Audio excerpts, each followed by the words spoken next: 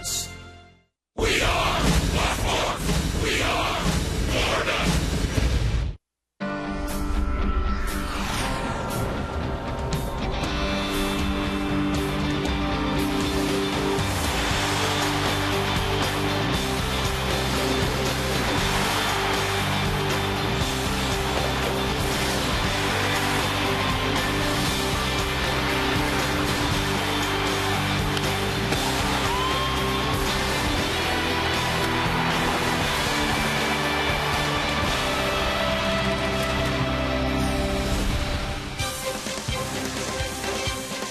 Another gorgeous night here in South Florida. The roof is wide open. The Marlins and the Reds ready for Game 2. The Fish lost to the Reds last night. The Reds are hot. They've won 4 in a row and 8 of 10. Rich Waltz along with Tommy Hutton. Hi, everyone. Welcome to an evening of baseball here in Miami.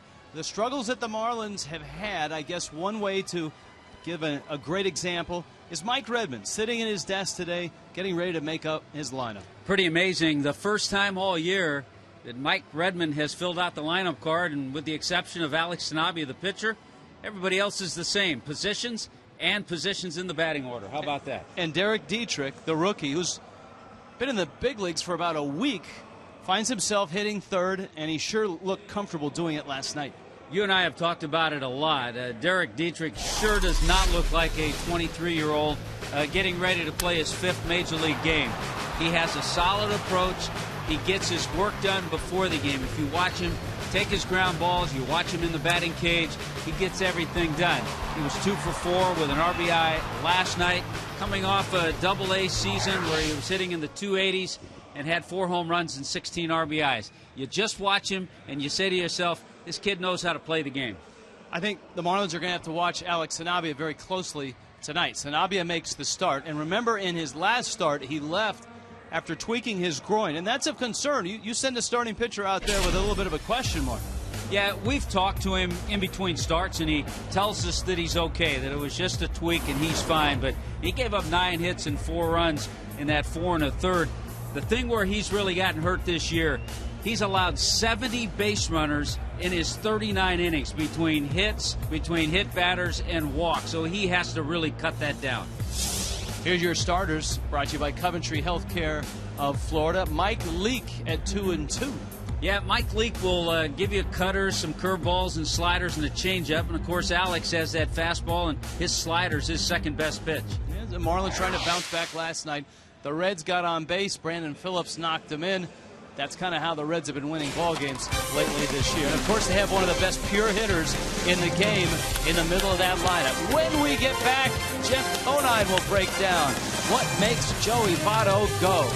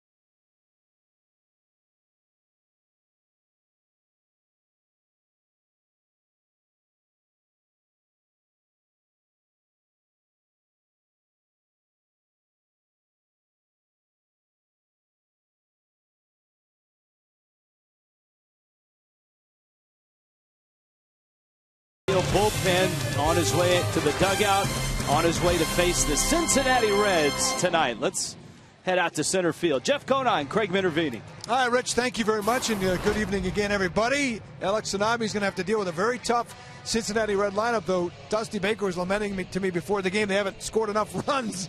You look at the runs, they lead the league in runs, but they haven't done enough. But one guy who you like to talk about because he's got such impressive numbers is Joey Votto. This year, so far, not in the home run RBI department as much, though. Yeah, you like to talk about him, but you don't like to face him because this guy is a machine at the plate.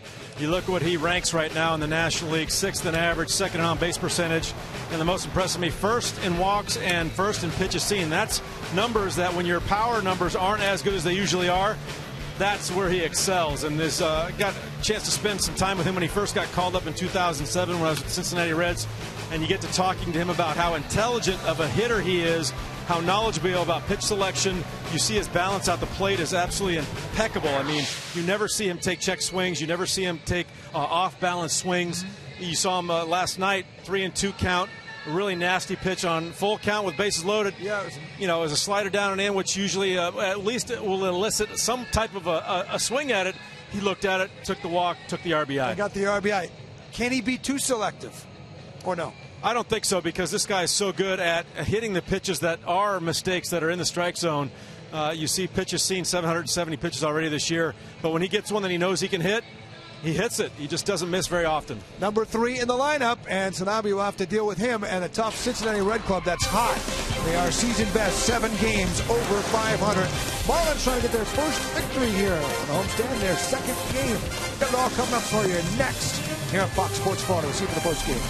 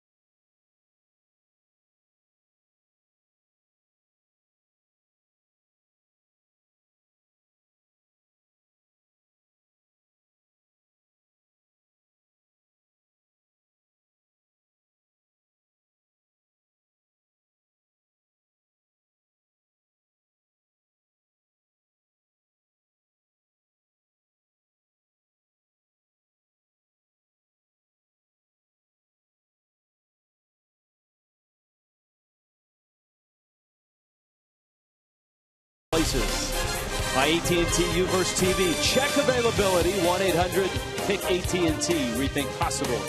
By Just for Men Auto Stop, the foolproof way to get rid of gray. And by Checkers. Feast on.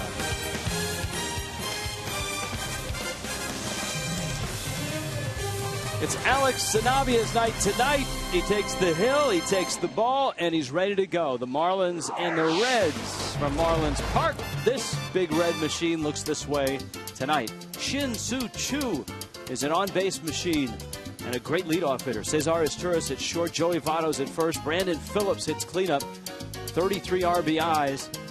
Right field, Jay Bruce, a night off last night, back in there tonight. Xavier Paul, Jack Hanahan, Devin Mesoraco behind the plate, and Mike Leake is on the mound. All right, there he is, Alex Sanabia. All eyes tuned in from Chula Vista to check in on Alex, who had to leave that game after 4 1/3 in San Diego in front of a lot of friends and family. Pitch a penny brings you the first pitch. Sanabia's pitch is up. The Marlins have had real problems with Shin-Soo Choo. And he takes outside. This is his 6th game against the Fish. His numbers against the Marlins just eye-popping this year. First of all, he's walked 5 times. The Marlins have hit him 3 times. He's 8 for 14, and he's scored 7 runs. But it's not just the Marlins he's been doing this damage against. Well, he's been doing a lot of damage. He leads the National League in on-base percentage. And guess what? Wow. Choo smacks one into center field. Ruggiano over to cut it off. And the Reds are in business here in the first inning. Marlins defensively tonight, just like last night, presented by the Cleveland Clinic, Florida. Yeah, there you go with JP and Justin Ruggiano and Marcelo Zuna in the outfield. Polanco and Echeverria, who continues to be solid at shortstop. Derek Dietrich has made all the plays at second. Dobbs over at first, and what a nice throw last night from Rob Brantley. Now is Turris, the switch hitter, takes outside. Is Turris in the 2 spot. Last night, Dusty Baker had Zach Cozart at short. Cozart has struggled a bit offensively this year. Not that his Turris is tearing it up. Always known for his defense. Versatility now. Can play just about anywhere on the infield.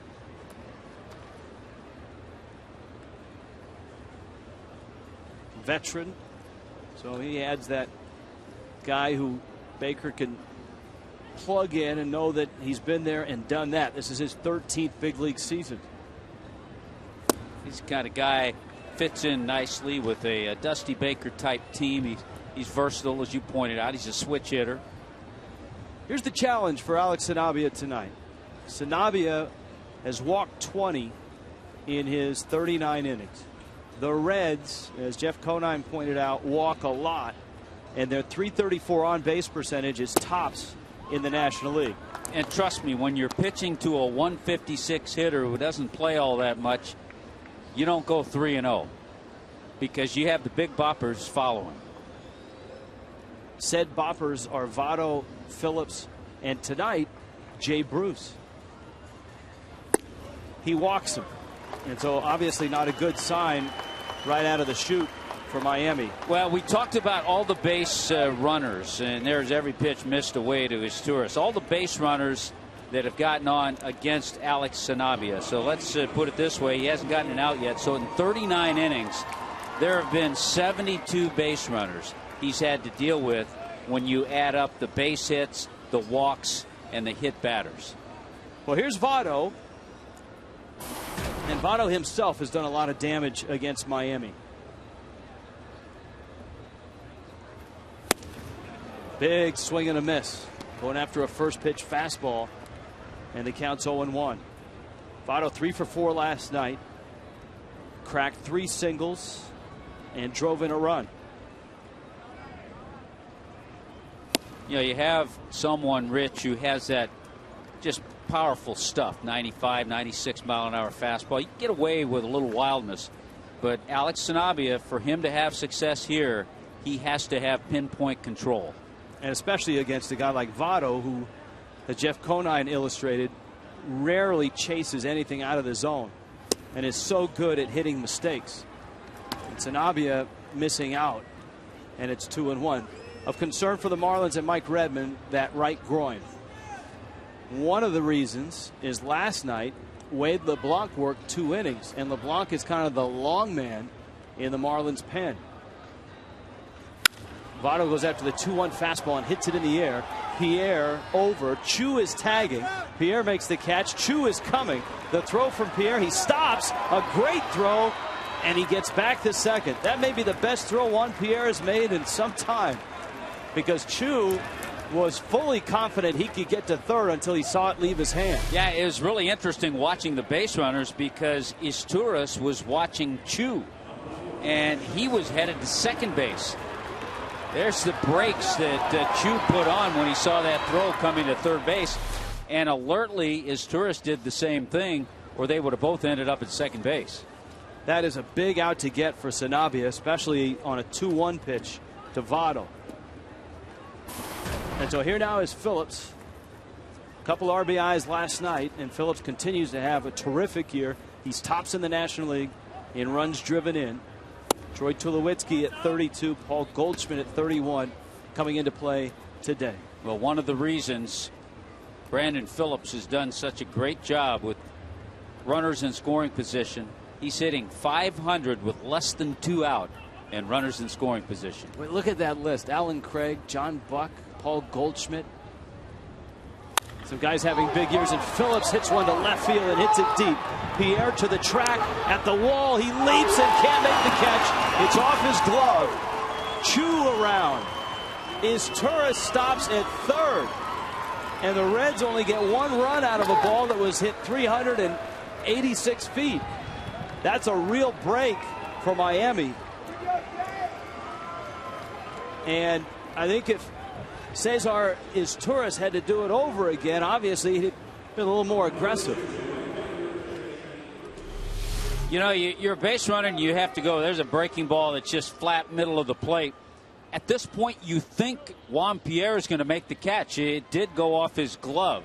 So Izturis had to kind of hold his ground, and then Chris Spire, the third base coach, held him at third base. Now Jay Bruce. So the Reds have a run. Phillips has another RBI, 34. Bruce had a real nice series against Milwaukee. Pops this one, third base side. Polanco as far as he can get, and it's out of his glove. Wow. He had just enough room to reach and get a glove on it, but he couldn't hold it. You know, he did everything right. Gets there, braces himself, reaches, had it for a moment, and then it just came out of the glove.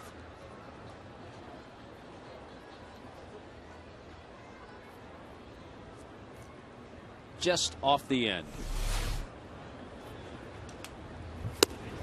There's the changeup, and Sanabia gets a strikeout. That's the bread and butter. If he can throw his fastball for strikes, then that changeup comes into play. And the key was what you said first, when he throws that fastball for strikes and gets ahead. We've also seen Alex use that changeup behind in the count because it's a good one.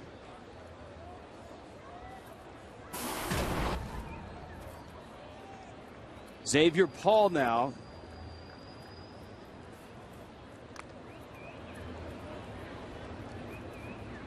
Paul in left field for the Reds. Cincinnati at 23-16 coming in. 4 wins in a row, 8 of their last 10. Still 2.5 behind St. Louis in the Central. The Cardinals had won 2 in a row going into play tonight. St. Louis tonight is home against the Mets. This is a run-scoring team. With the 1 run they have scored so far here, they're tied with the Rockies now. 187 runs, most in the National League.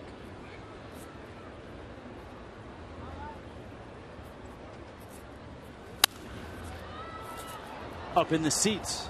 And Sanabia now ahead at 0-2, and now certainly in a situation where that changeup becomes more effective. Dusty Baker, remember the Reds last year finished 9 games ahead of the Cardinals and won the Central. Dusty going dual wristbands tonight. Oh yeah. He does that a lot. And if it's cold, batting gloves. And the trademark toothpick.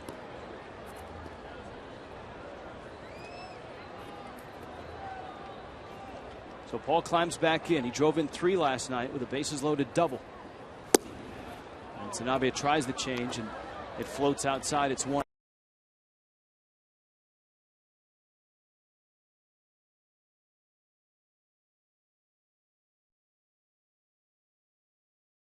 Great American Ballpark.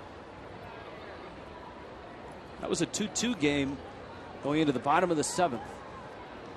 And then it all kind of fell apart.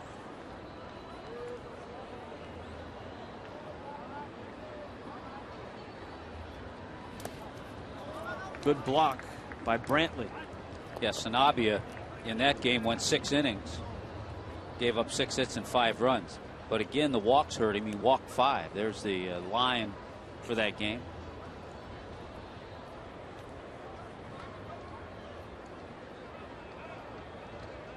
He's 2-2 on Xavier Paul, the Reds left fielder in Cincinnati, off to a 1-0 start and looking for more.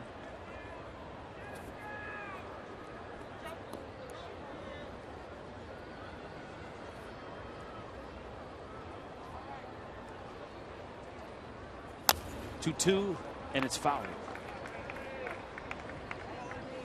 Now the Reds, when the Marlins saw him, were scuffling a bit, but this run has propelled them up the ladder in the Central. The Pirates are 3.5 back. Milwaukee is 5 under, and the Cubs in the basement of the Central 9.5 back.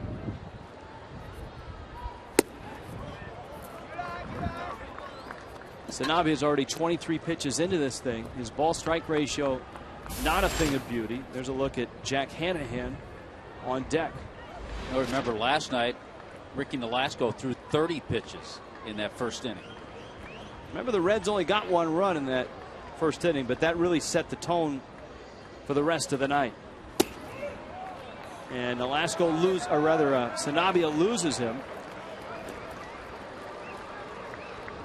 So a pair of walks for Sanabia, bags filled with Reds, and here is Jack Hanahan, the former Cleveland Indian.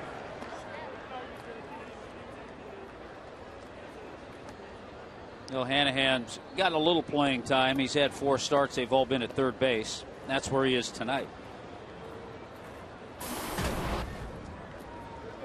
Hanahan, always known for his glove. University of Minnesota product. Oakland, Seattle, Detroit. He can play either corner spot, either at third base or first base. And Sanabia misses in.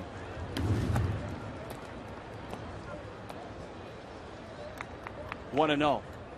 As we noted, Wade LeBlanc worked last night. He worked 2 innings. So if Sanabia has a short start, Mike Redmond really is going to have to piece it together.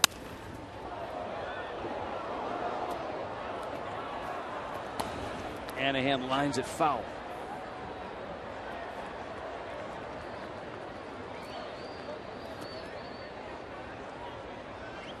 But a couple walks, a couple of hits. Bases filled with Reds.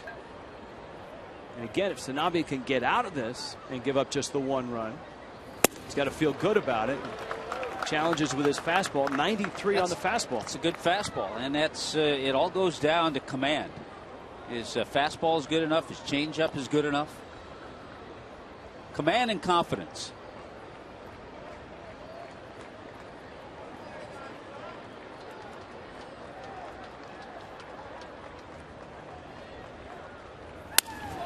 Broken bat, roller to third, Polanco to second, in time to get the out. Dietrich covering. So the Reds only get the 1 run, and they leave them loaded in the first.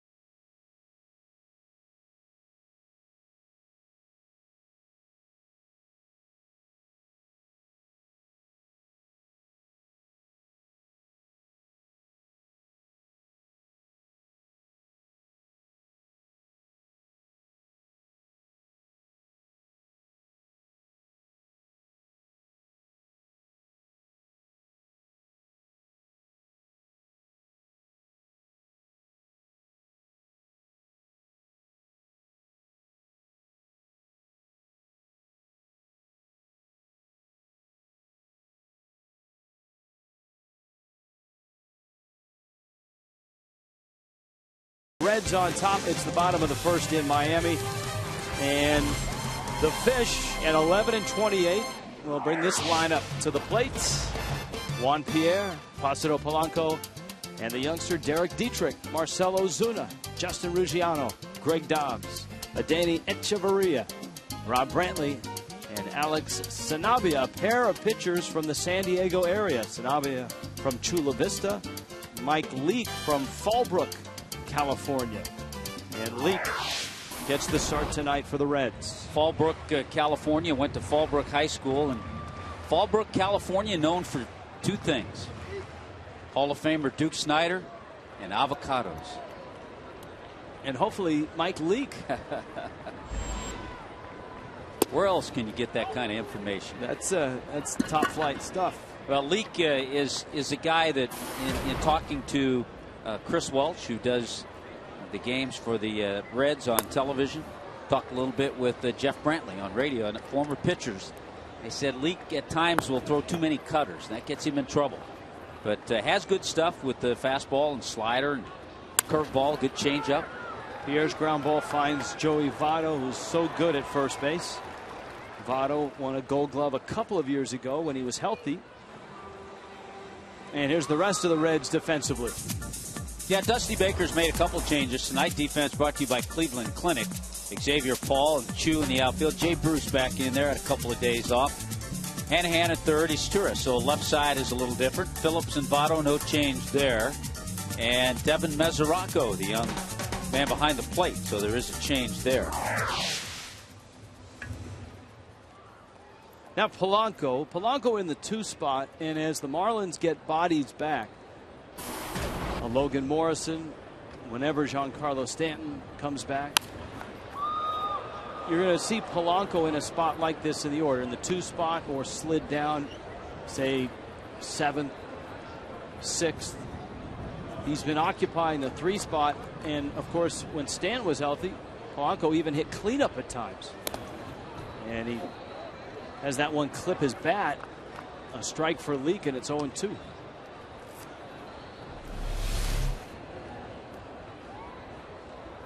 Mike Leake has only had one career start against the Marlins a few years ago, 2010. That one hit him. It did. You could hear it clip the jersey, and that's a break for Polanco. He's behind in the count, 0-2, and Leake came in and got him. Yeah, Leake was trying to go in with a fastball, something hard inside. There's the target, and it looked like it just clipped his jersey. Look at the jersey. There it is. Super slow-mo shows there was movement. You wonder if in 5-10 years, when replay is in the game in terms of calls, if a call like that would be reviewable. Here's the pitch to Dietrich. Next year, Major League Baseball has said there will be increased usage of replay. They haven't decided how much or how, but they're working on it. Dietrich climbs in, 6 for 15 so far in his big league career. And that pitch is taken inside. In fact, during the World Baseball Classic here in Miami, Major League Baseball had a lot of technology and a lot of cameras that weren't used for the telecast, but were used for them to study instant replay and how they might implement it.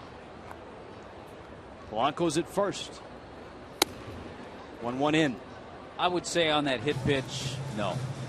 Then you're just taking it a little bit too far. Well, that's why I asked. Okay. I gave you my answer. 5-10 years down the road? No. You never know. Dietrich, a sweet swing from the left side. And of course, last night, and if you've read anything about Dietrich, you know his grandfather helped forge that swing and advised everyone, hey, the kid's swinging left-handed, throws right-handed, just leave him the way he is. Counts 2 balls and 2 strikes. He has a little bit of Logan Morrison in him when you look at him from the side swing. It's a good call. Which is as sweet as Morrison's swing is, which is a good thing. Boy, it would be nice to see them both in the same lineup. And by all accounts, Morrison's rehab is going well. 2-2 coming. There's that cutter that kind of drifts back over the plate and gets Dietrich. Yeah, it's a pitch that as a left-handed hitter you sometimes give up on it because it starts off the plate and then right at the last minute comes in and catches the corner. Rand Eye Institute brings you. There you see that movement right at the end. Fox track. You know, the game that Leake pitched against the Marlins back in 2010, he gave up 3 runs. Gave up 2 home runs in that game. Dan Uggla and Wes Helms. Breaking ball, a strike to Ozuna. Let's see what the scouting report has for Mike Leake. Cutters to lefty, he'll throw them in, and then as we saw, backdoor it once in a while. Change up, has some sink to it. Outstanding hitter, one of the best hitters in the game.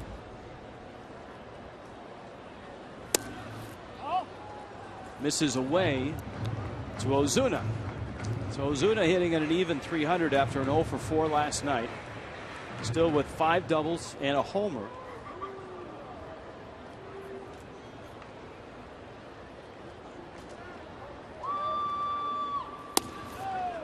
As young a 3-4 combination you'll find in the big leagues in both age, 22 and 23, and experience. I mean, together you're talking about what, 20 games or so in the big leagues? Yeah, this is game number 5 for Dietrich. Ozuna takes outside, and for Ozuna it's game number 14.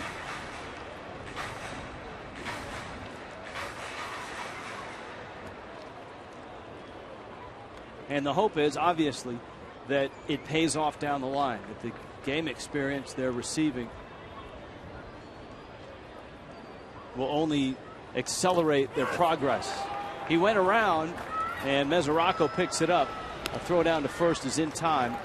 And so Leake strikes out that young combo of Dietrich and Ozuna to get out of the first.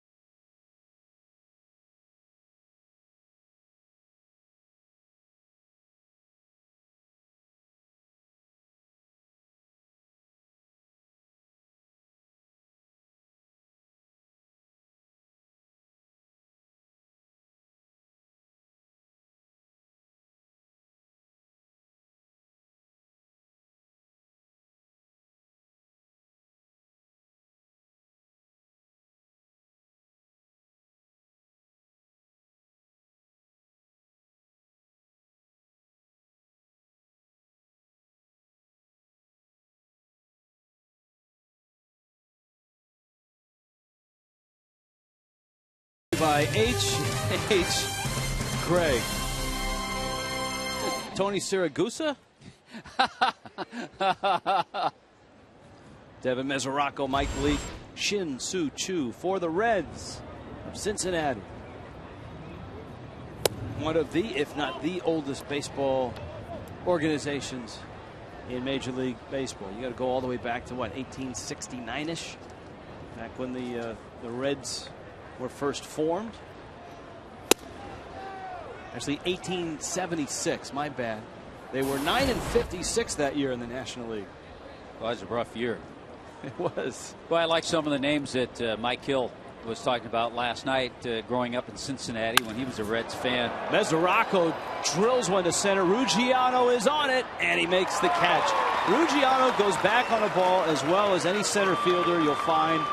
He is terrific with routes, with instincts, and he made a nice catch there at the track. You know, he does everything that is needed for an outfielder to be a good outfielder. He positions himself in the right place, number one, gets good jumps, takes good routes, has nice hands, has a strong arm, too.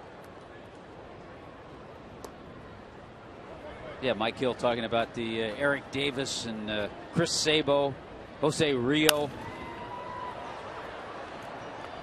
That one flipped foul and out of play. Leak, as you pointed out, a really good hitting pitcher. In fact, no one in baseball since Leak has been in the league has more hits as a pitcher.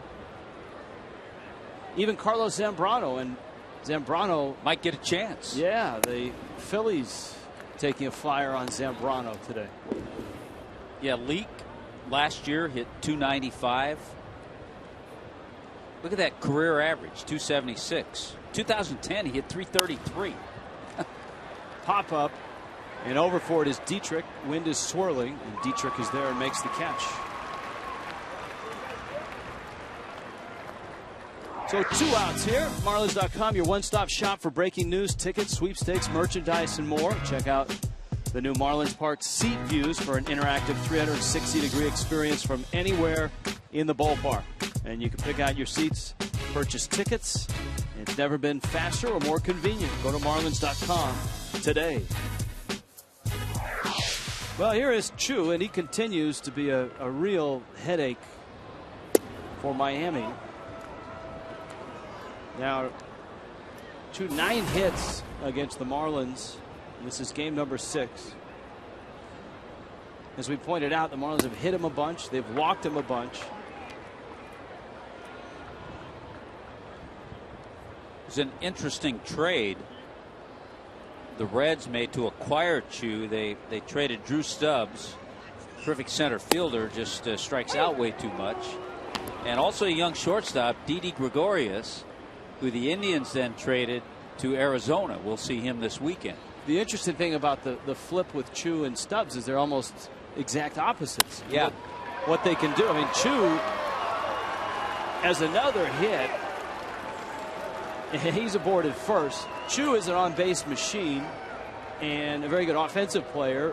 Whether he can play center field, well, that was a question coming into the season. We knew that Stubbs was able to do that.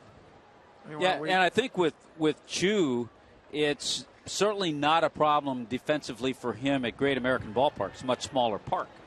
Park like this, if he played a lot of home games, if he were here, it'd give him a little more trouble. But you know what? You'll put up with that for the way he gets on base. He really is. I mean, if you're looking at Drew Stubbs or Shin-Soo Choo, there's no question who you take. Even though Stubbs is a much better center fielder. Especially in that, as you say, you play half your games in that ballpark.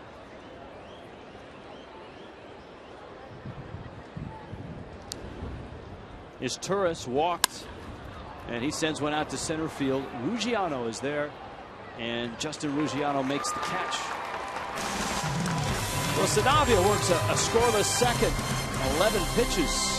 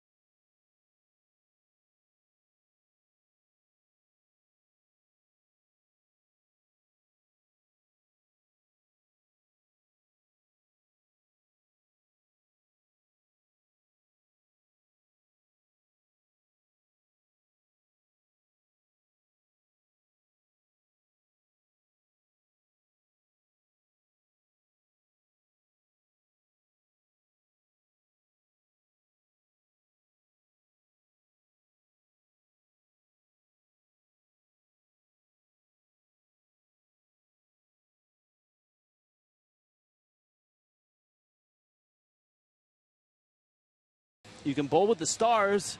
Cliff Floyd's got a celebrity bowling tournament. Look at how excited they are about that. It's presented by Fox Sports Florida.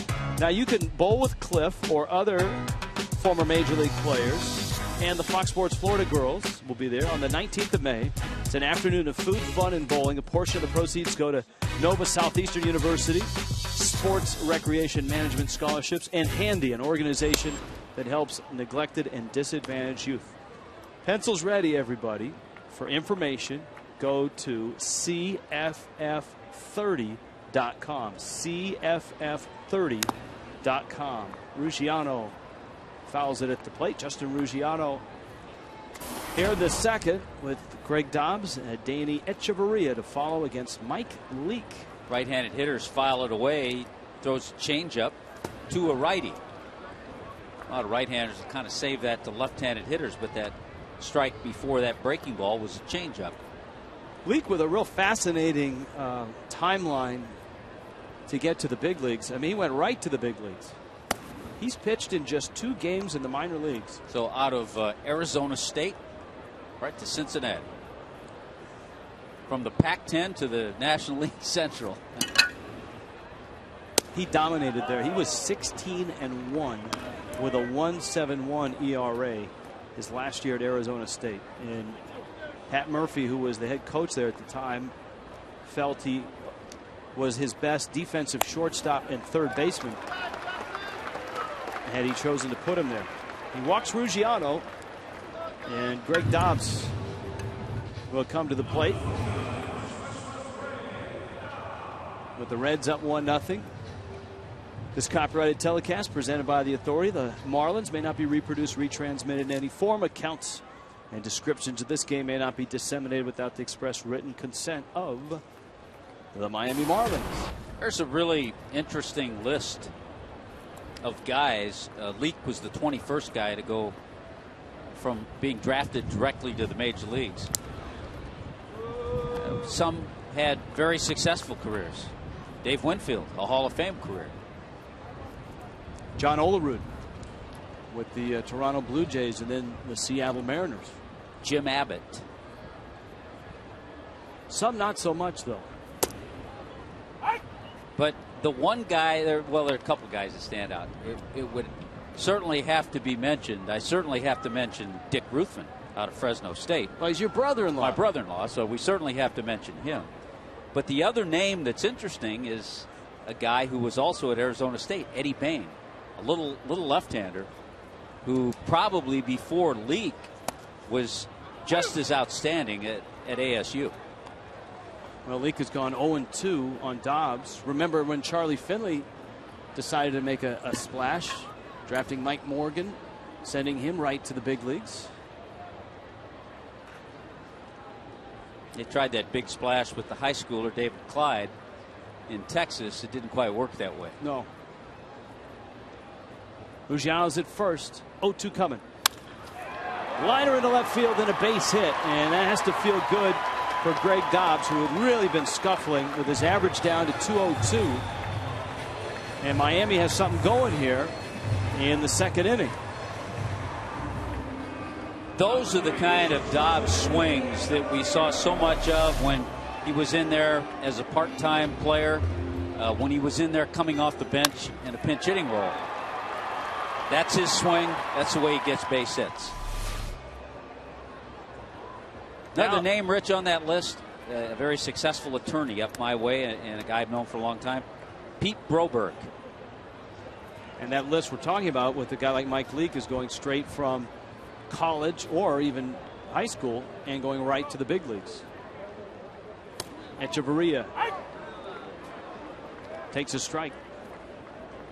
I like the way Etch last few games got a little hitting streak going, 4 for 10 last 3 games, has driven a lot of balls well to right center.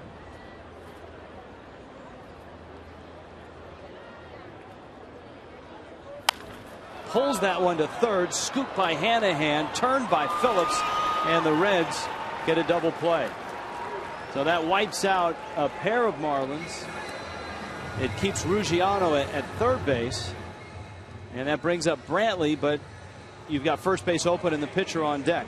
Yeah, this is frustrating because Echeverria hits this ball hard, but off the line is Hanahan. He picks it, and he got it so quickly. And once he turned it over to Brandon Phillips, Brandon Phillips can make that play in his sleep. Yeah, Brandon Phillips, 3 Gold Gloves. And a breaking ball misses outside to Brantley. Brandon Phillips did not win a Gold Glove last year.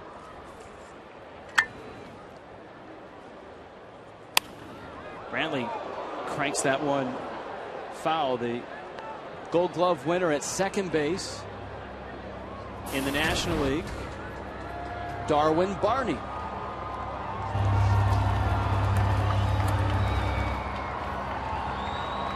Brandon Phillips was a runner-up last year for that Gold Glove. Look for the windup. 1-1 pitch. Brantley takes outside. Darwin Barney only made, what, 2 or 3 errors? Made just 2. Yeah. Darwin Barney's a terrific defensive second baseman. So he snapped that run of Brandon Phillips at 3.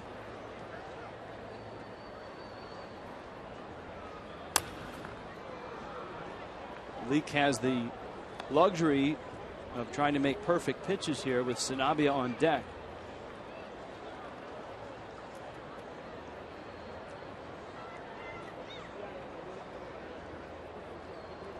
It's always one of the perils, the tough part of being a number 8 hitter in the National League.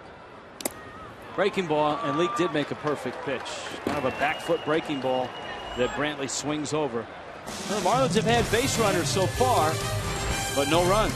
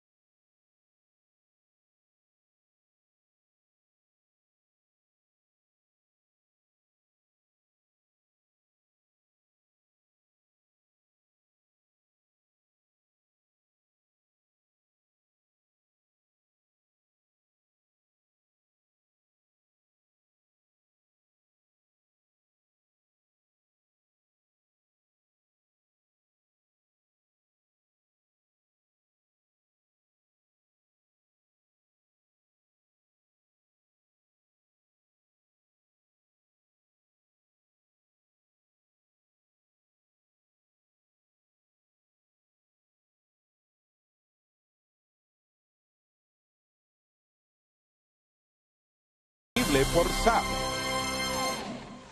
Marlins Park tonight with the roof open, the rolling windows are open. This is what, the 10th time the Marlins have had the roof open this year. It's been terrific weather-wise in April and here into May. And the Fish trying to beat the Reds, something that few people have been able to do over the last couple of weeks.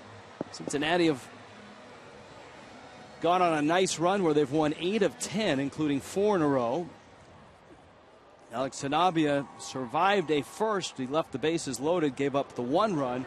He gets Joey Votto, Brandon Phillips, Jay Bruce here in the 3rd inning.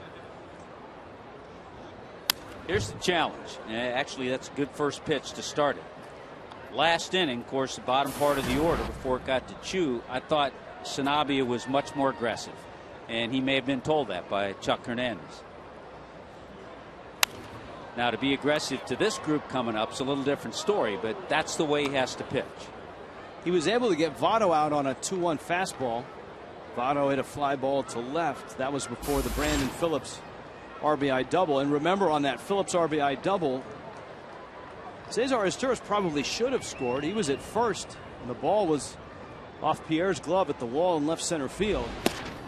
That's strike 3 called. And Votto rarely gets caught looking, but he does here to open up the 3rd inning. You know what? The best part about that aggressiveness there is that, okay, 0-2. He didn't try to waste something and all of a sudden take it to 2-2 or 3-2. He threw that good moving fastball. Votto thought it was high, but it got the strike zone. Good pitch. Just got the tip of it. Now Brandon Phillips, who now has driven in 3 runs in this series. RBI double in the 1st.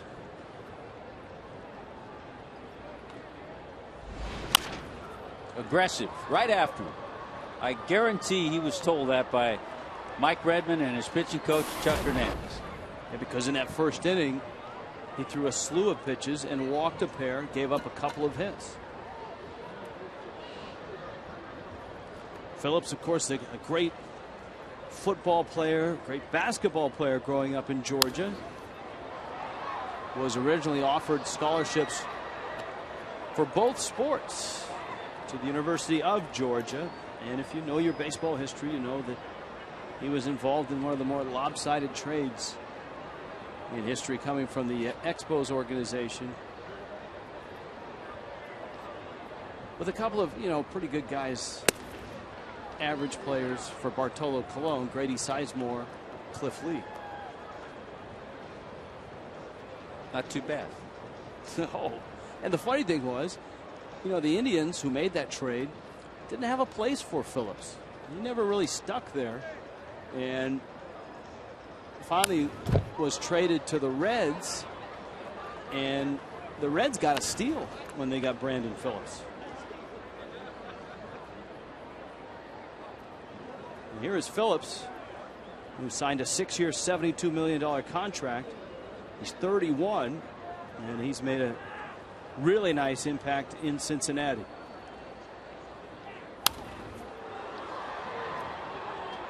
So much so that Cholula decided to bring on the Cholula hot sauce spotlight player. Born in Raleigh, Stone Mountain, Georgia.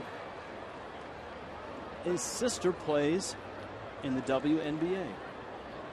And a very, Brandon is, active tweeter. Into left field, that's a base hit. 2 hits for Brandon Phillips. Here's one of the differences in Alex Sanabia. In the 1st inning, threw 14 strikes and 14 balls.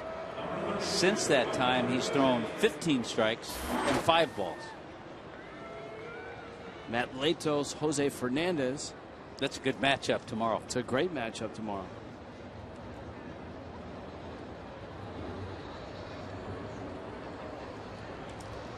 Jay Bruce, a strikeout victim back in the 1st.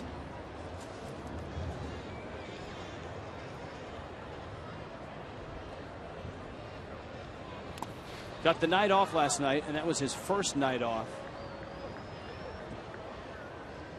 all season long.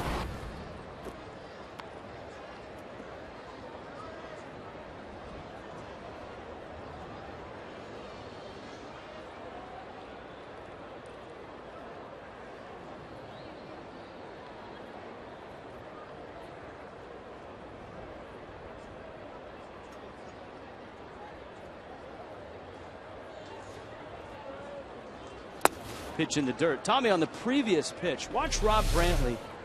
This is something a young catcher has to be aware of. Watch his mask.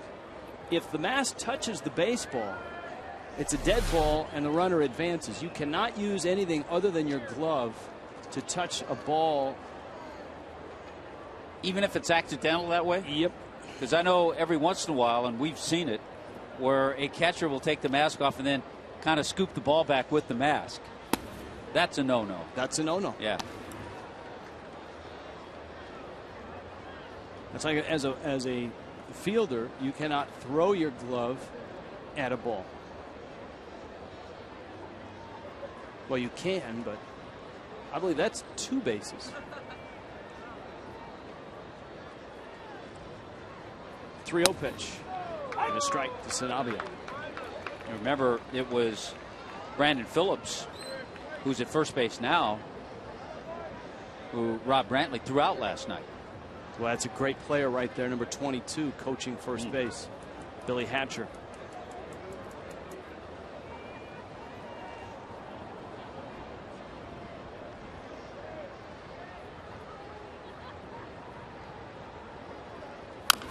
Off-speed pitch rolled up the first baseline. And I know, Rich, you were more of, there's Billy Hatcher, and on the other side, the other coach for the Reds on the bases, a guy that you might not have seen as much at, because you were an athletics guy. Oh, but, no. Playing in the Bay for the Giants, solid shortstop Chris Spire. My dad would take me to Candlestick. I saw McCovey and Mays as a real young kid, and Spire was the all-star shortstop, I believe, for 3 years in the mid-70s.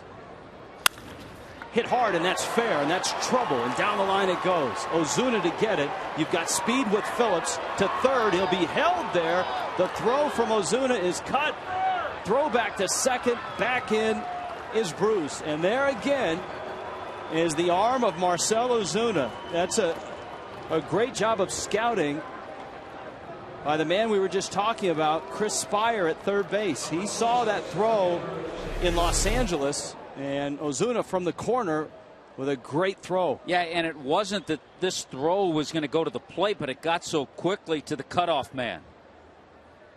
And again, not only have we seen Ozuna make strong throws to get runners, I love the way Phillips rounded the bag, too. He's thinking that he's going to score, but he's hit the cutoff man every time. Sanabia with a runner come home. Brantley in a rundown. Phillips on his way back to third, and Brantley falls over him, dives after him. Out is Phillips. Brantley somehow got him in that two-car pileup between third and home. An adventurous out.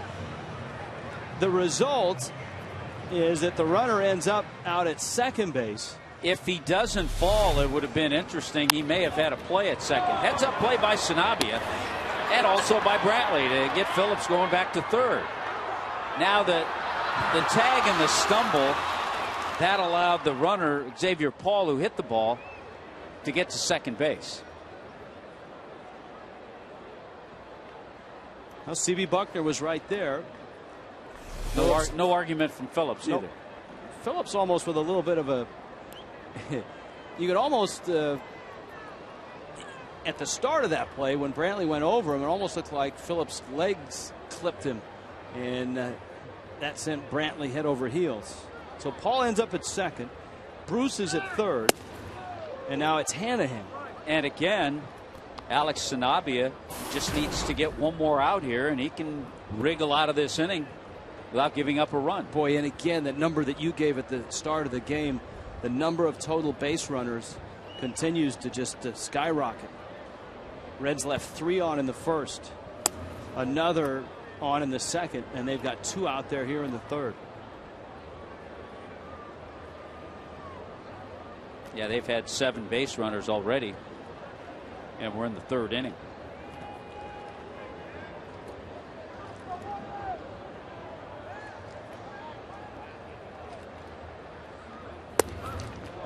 Changeup is low. Yeah, he can make a pitch here. He has first base open, got the right-handed hitting Hanahan. No, Hanahan's a lefty. Got him on deck, but over his career, Sanabia has actually pitched a little better against lefties than righties.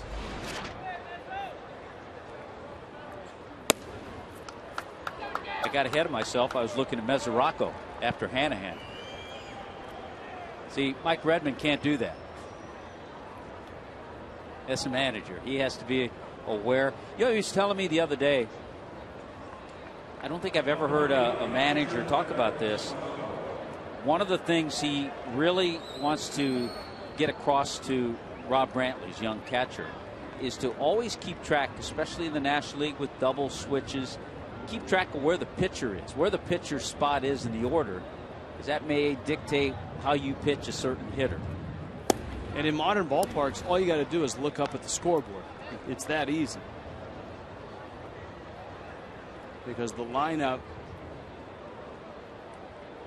is a interactive, up to the minute lineup, not only with batting averages, but places in the order. Double switches and all that are always immediately reflected up on the scoreboard.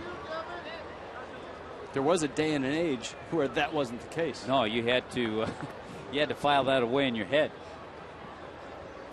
Then again, the scoreboards aren't always 100% too. And what are you going to do at Wrigley Field? Broken bat. Echeverria goes to first and gets the out. Sanabia leaves 3 more. The Reds have left 7 already.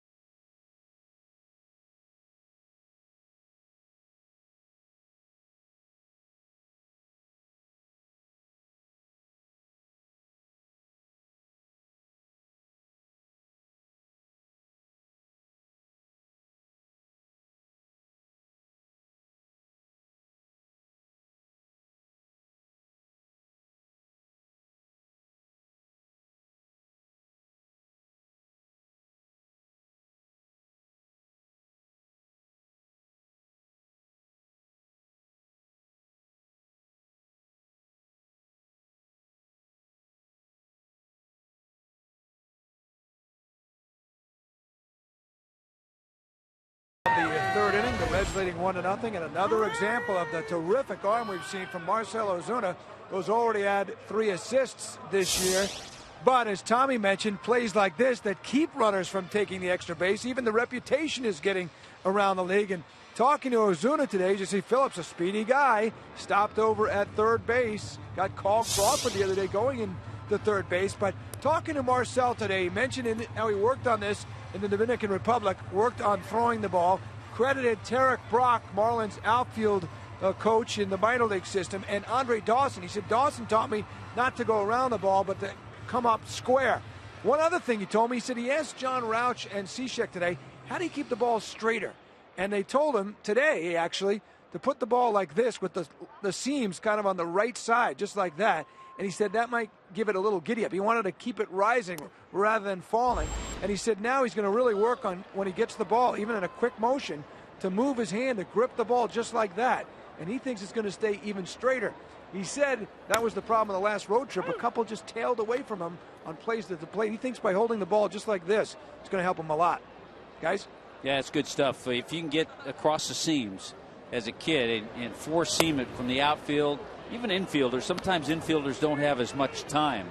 But you don't want to two-seam it because the ball's going to move a little too much. Catchers try very hard to get that yes. 4-seam grip.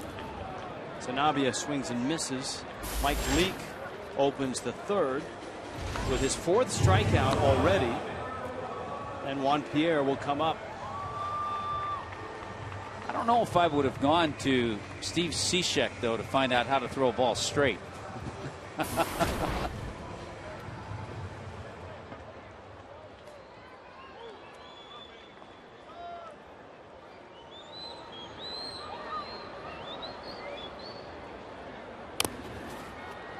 Pierre fouls that one at the plate. And he counts 0-1. JP is 0 for 1.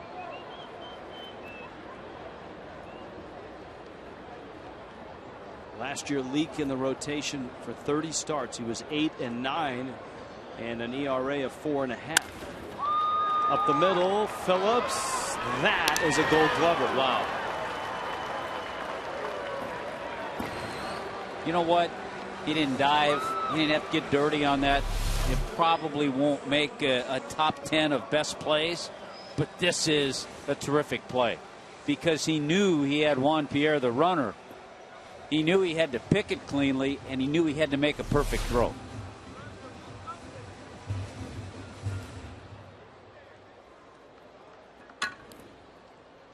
Now Polanco hit by a pitch in the first.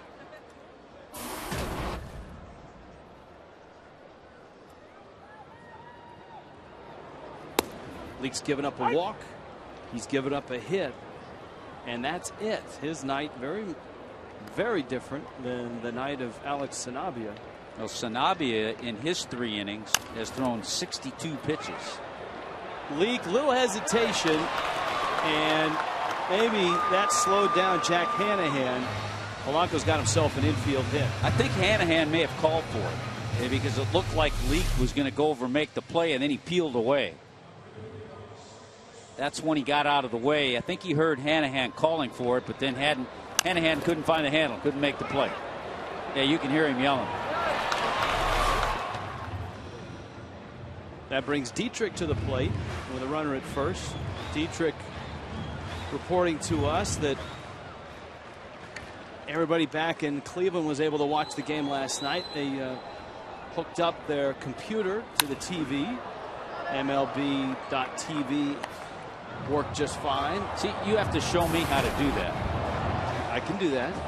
And DirecTV, he said, was on the job as well. So by now, the folks all around the Dietrich household are able to watch the games and enjoy swings like that. And enjoy base hit after base hit. And they didn't have to pay extra for that, Tommy. They just signed up for extra innings, and they're getting line drive hits. He had 2 last night. He's got a hit here. That cutter tried to get in, but he was able to shorten things up, quick to it, and gets a base hit, extends a little hitting streak now, 5 straight for Dietrich. It's a great example of a young hitter making an adjustment. Remember the cutter they got him for called strike 3 in his first at bat. Got a very similar pitch. Here's Ozuna. He struck out back in the first. That's another tapper. Same spot, same result. Everybody's safe.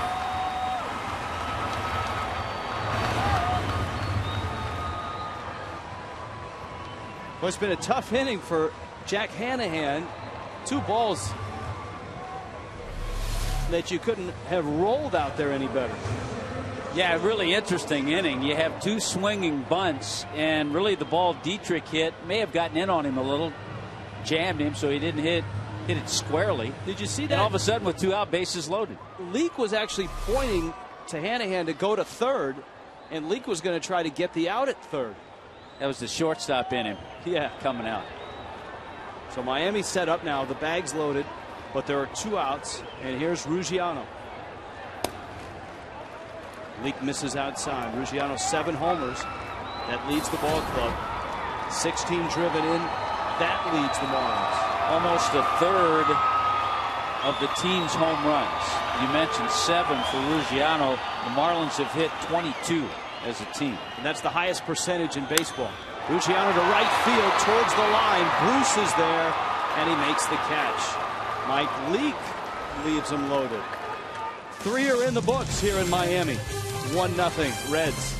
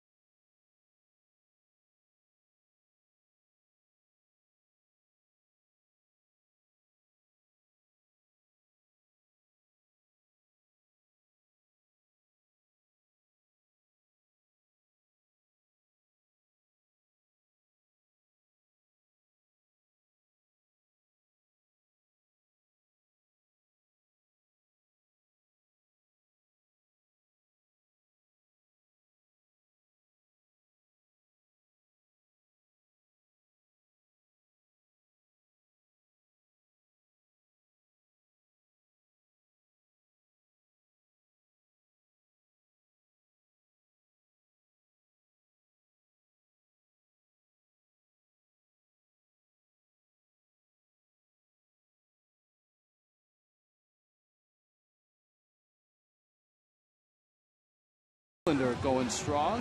That is a cool, refreshing drink, Tommy Hunt. Wouldn't that be nice up here?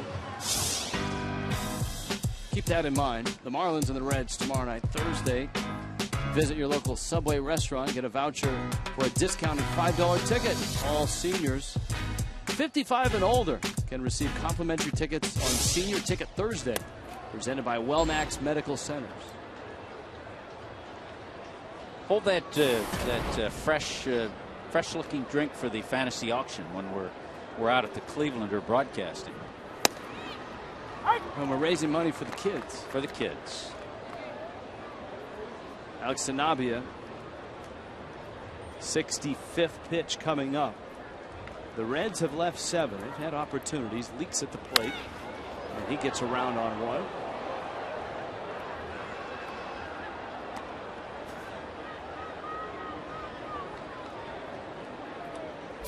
It's almost like if you're a pitcher, when you pitch to Mike Leake, you have to just say, okay, I'm pitching to another hitter.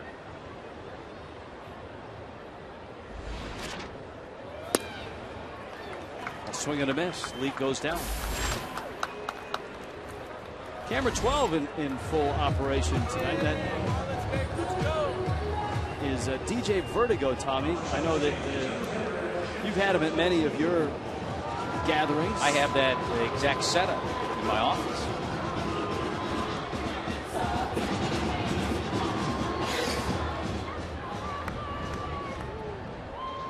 Tommy's spring training gala.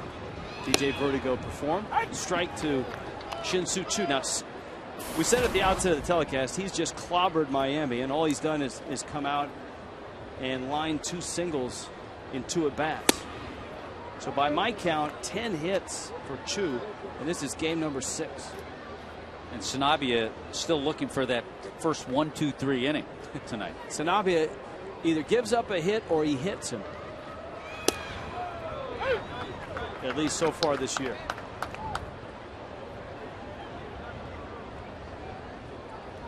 Boy, to his credit, he's battled tonight. Alex CIN AT MIA. He's worked out a jam after jam. You talked about command and confidence being ingredients that he needs. There never has been a question about his guts.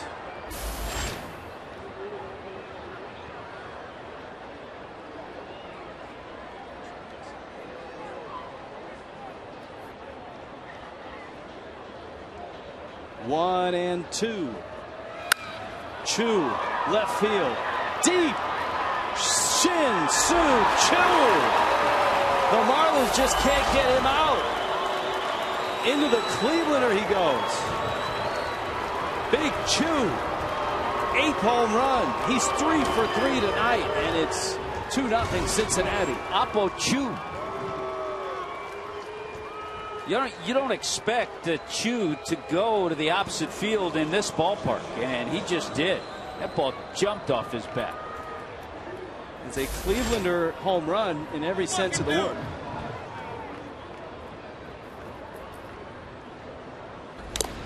I'll have one of those fruity liquor drinks and a home run ball, please. Yeah, it's a 93-mile-an-hour fastball, up a little bit. And Choo took it in the pool.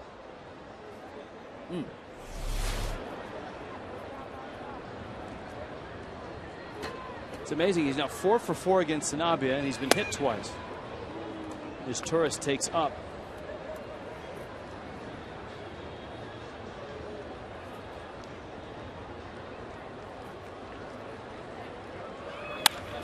There's a liner and a base hit down the line. Pierre trying to cut it off, and he can't. His Turris thinking about third, but holds at second. I know leadoff hitters aren't often in the MVP discussion, and I know it's mid-May, but what the heck? If you're to name an MVP after a month and a half, would Choo be in your top 3? Well, he'd have to be in the top 5 at least. You know, as a guy we haven't seen because the Marlins haven't played the Brewers yet, but John Segura is near the top in hitting. Carlos Gomez of the Brewers leading the league. And of course, we've talked about Justin Upton. Upton leads in slugging percentage, leads in home runs, and put on a show against his old team, Arizona, this past week. But Chu has to be on that list. On base percentage, he's been in that top 10 as far as slugging percentage goes.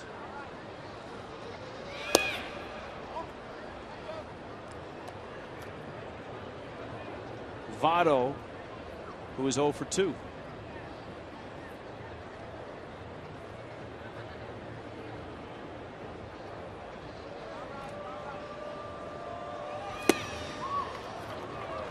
Sanabia with a changeup.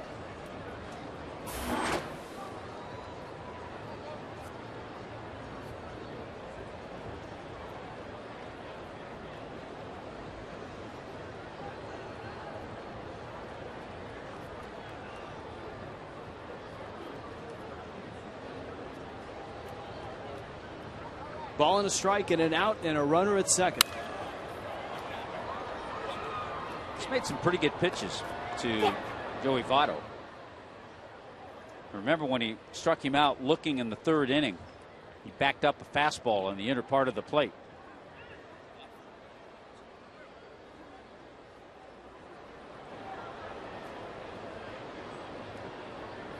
Votto trying to emphasize that left hand, taking his practice swings there with the left hand. And it looks like he's trying to activate that top hand.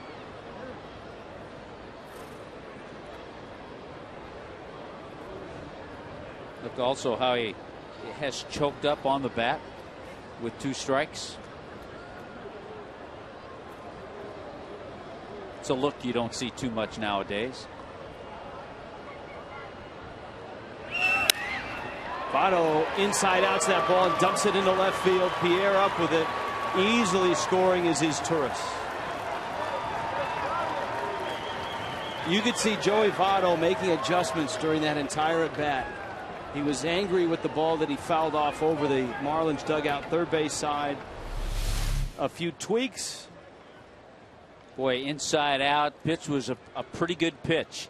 Sanabia tried to get him on that pitch he struck him out on.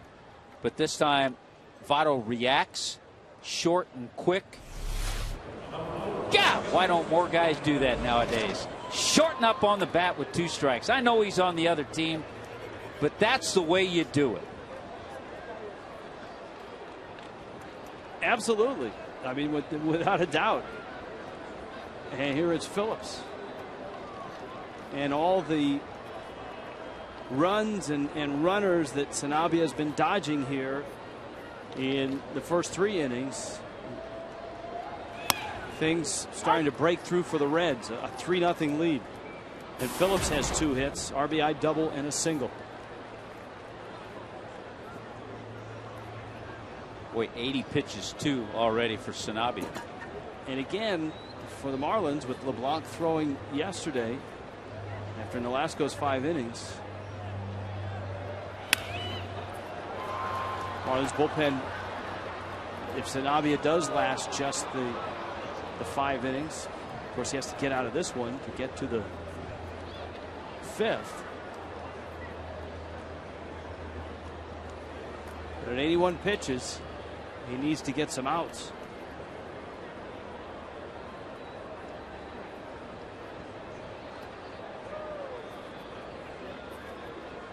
And Chuck Hernandez thinking right along those lines, getting the bullpen up. Phillips off the end of the bat, a slow roller out there. Dietrich's turn is close. He got him! Wow! Phillips doesn't believe it.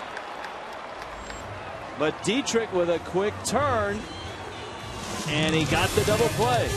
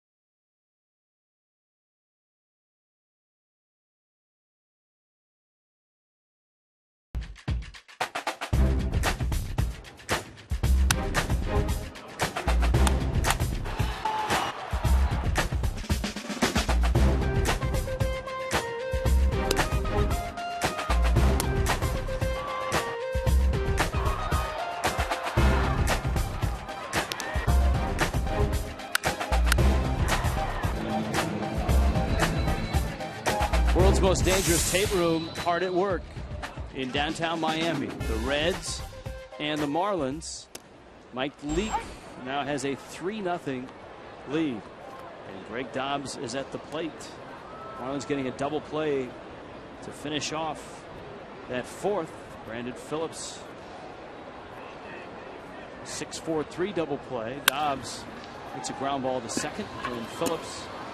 Professional move by Phillips, Tommy. He really didn't bark and argue about the call at first base. But as we watch it again, you can see that Phillips beat the throw. Yeah, I think you and I both thought he may have gotten there just ahead of the throw, which he did. His foot's on the bag. Ball's not in the glove yet. And Phillips knows it's a tough game to umpire. But it's bang, bang. It is bang, bang. Rather than throw the helmet and make a scene, a little smile and a word for Dale Scott went on his way.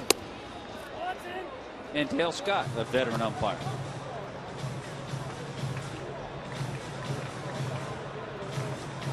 He's been around the block a few times. He's made a few of those calls. Yes. Umpired many a postseason.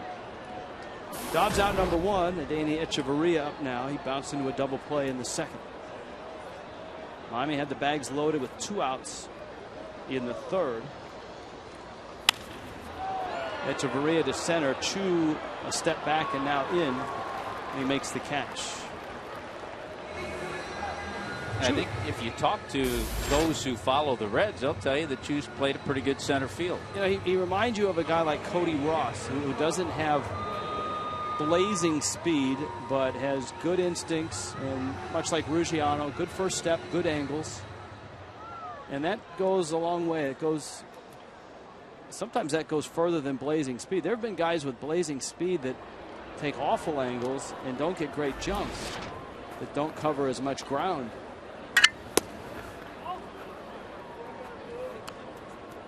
Ryan Webb in Miami's bullpen.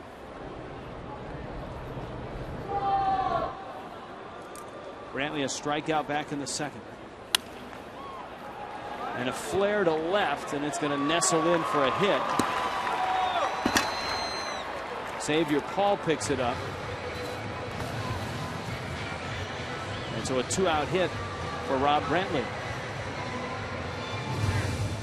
Major League Baseball on Fox returns this Saturday. This week, Rays and Orioles. It's a fine matchup. 3:30 Eastern, 2:30 Central.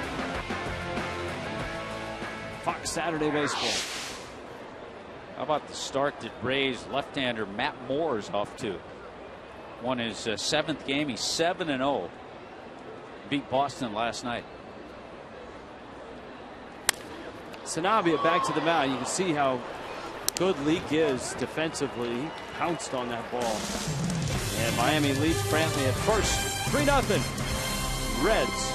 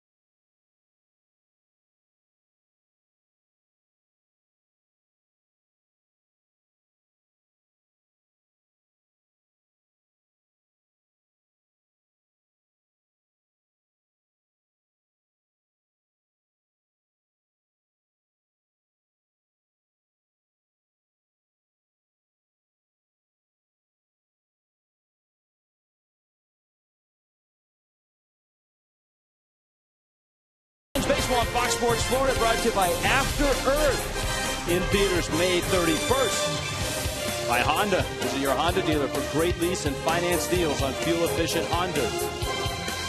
And by Kaiser University, now offering degrees in sports management. Learn more at kaiseruniversity.edu. In Miami tonight, the Reds and a couple of little guys entertaining tonight. Cincinnati winners last night by a score of 6-2.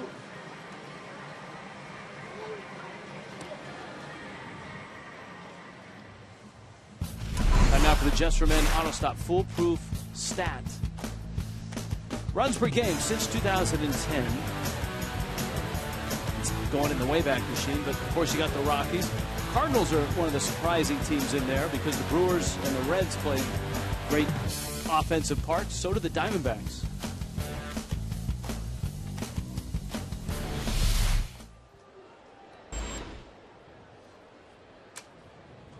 Jay Bruce has doubled and struck out. And CIN AT MIA with a fastball gets a strike. You think about the offensive things that go on at Coors Field. When I saw the game that Carlos Gonzalez had last night, I assumed it was at Coors Field. He was 5 for 5 with a couple of home runs. But it wasn't. It was at Wrigley. Liner and Dietrich goes up together.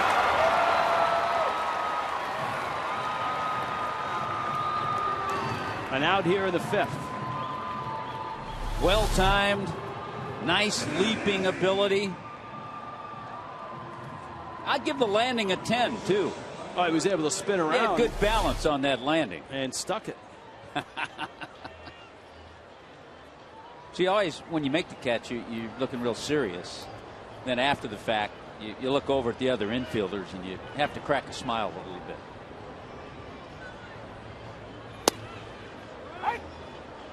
A strike to Xavier Paul. Speaking of smiling, Bud Black has to be smiling on his way out of Baltimore as the Padres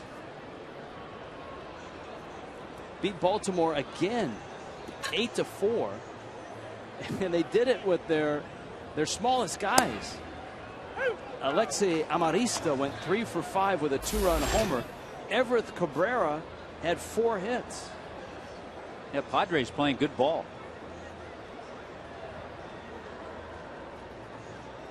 And 8-4, San Diego beat the Baltimore Orioles. Padres staying ahead of the Dodgers, keeping out of that cellar in the National League West. John Baker had a big 2-run single in the 2nd inning.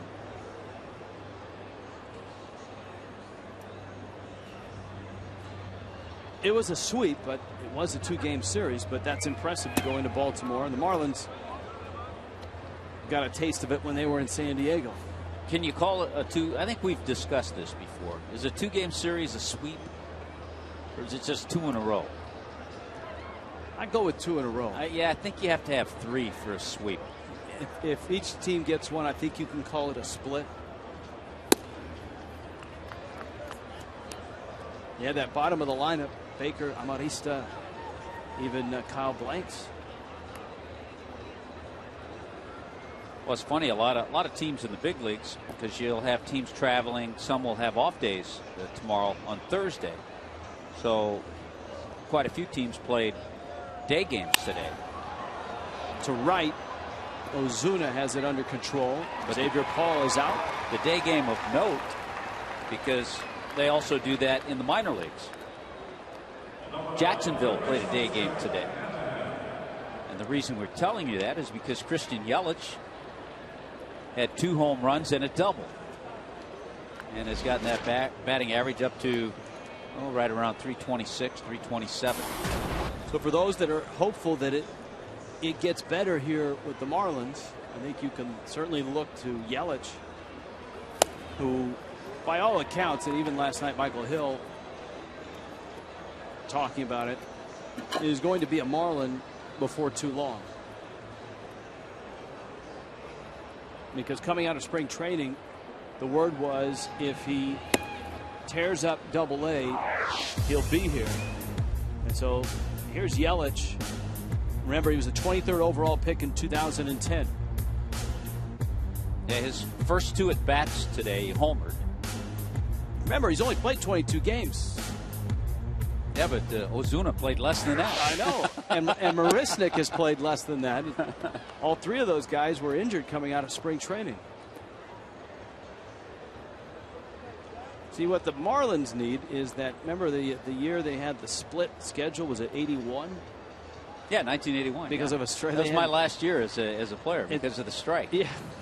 Did you last to the second half, or was it? I lasted into the second half. Out at first half. We'll explain what that means when we return.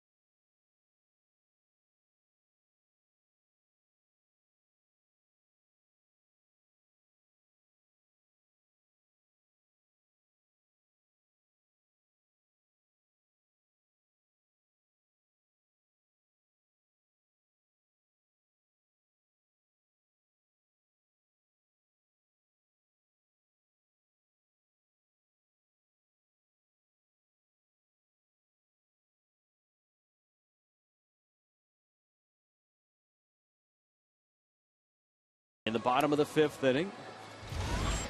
Pinch hitting tonight.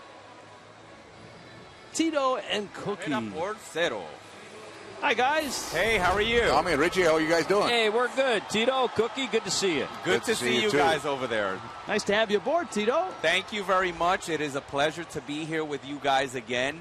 Is this number 1 for you this year, Tito? Yes, it is. That's what I thought. It is number 1, and it's a very special night. You guys know that, I lost my mom last year, precisely a year from ago, and this is a very big, big night for me here. Thank you, guys. Good. Well, we're glad you're with us.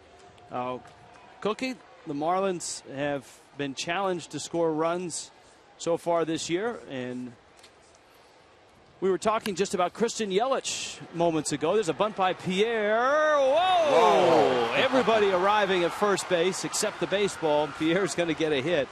Actually, it was a creative move by Votto. Sure did. He threw the ball right behind him, and that would have been a great play at first base. It would have happened. But answering your question about the Yelich coming up, I think, in my opinion, and I said it about 30 days ago, and he was hurt at the time, that was the guy that needed to be back up here.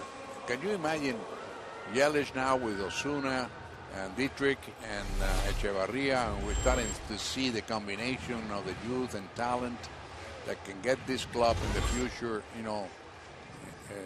winning a lot of ball games. And I think Yelich is going to be the type of hitter that we need right now here for driving in those runs that we haven't been able to do with men in scoring position. Yeah, I think you're absolutely right, Cookie. And I think it won't be long, and we will see Christian Yelich up here. I hope so. Cookie, you ready for Cuban Heritage Night, which is coming up? Well, yes, sir. I'm going to sing the national anthem. Oh.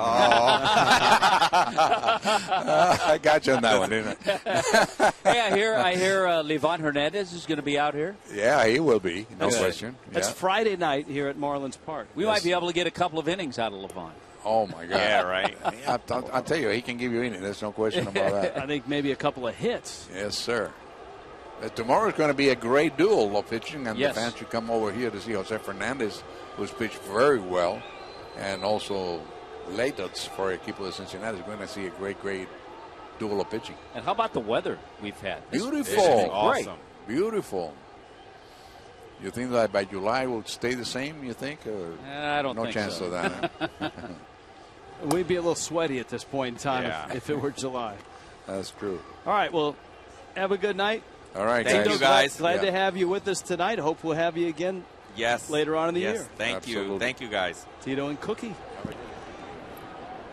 Polanco's up. Pierre's at first. Miami searching for his first run here in the bottom of the fifth.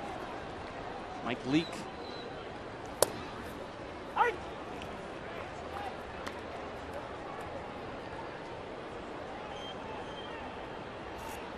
Yeah, it's amazing. We talk about guys being brought up. Of course, in Leake's case, he came out of college, a little older player, but in his career, he's only pitched 2 games in the minor leagues. And as I like to say, there are exceptions. So everybody doesn't have to go through that same process. There are exceptions. Of course, what helped Leake certainly was dominating a very good baseball conference, the Pac-12. Roller out towards short. Out there, the turn by Phillips in time. And I think Pierre started towards second, didn't get a clean jump, and then stopped. And so there are 2 outs. Marlins and Diamondbacks on Friday night, and that's Cuban Heritage Night. Get the Sir Pizza 4-pack for just $60. Stay after the game for a fireworks spectacular presented by Chevron and a concert on the West Plaza with Celia Cruz and the All-Stars. Go to Marlins.com for tickets. Cuban Heritage Night, Tommy already has. Oh, yes, I have my Cuban Heritage Night cafecita.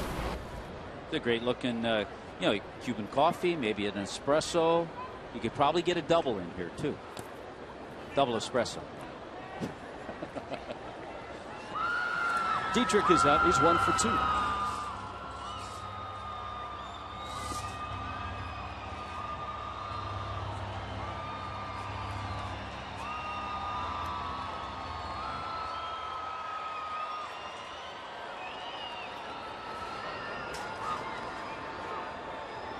There's a 2-0 pitch.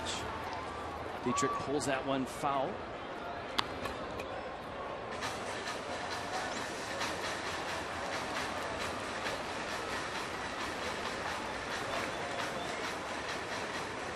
Two and one.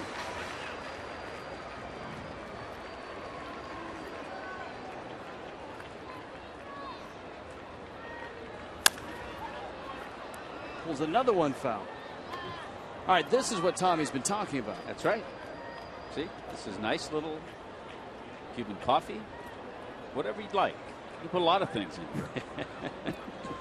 Yes, you can. But that's Friday night, Cuban Heritage Night, the giveaway item.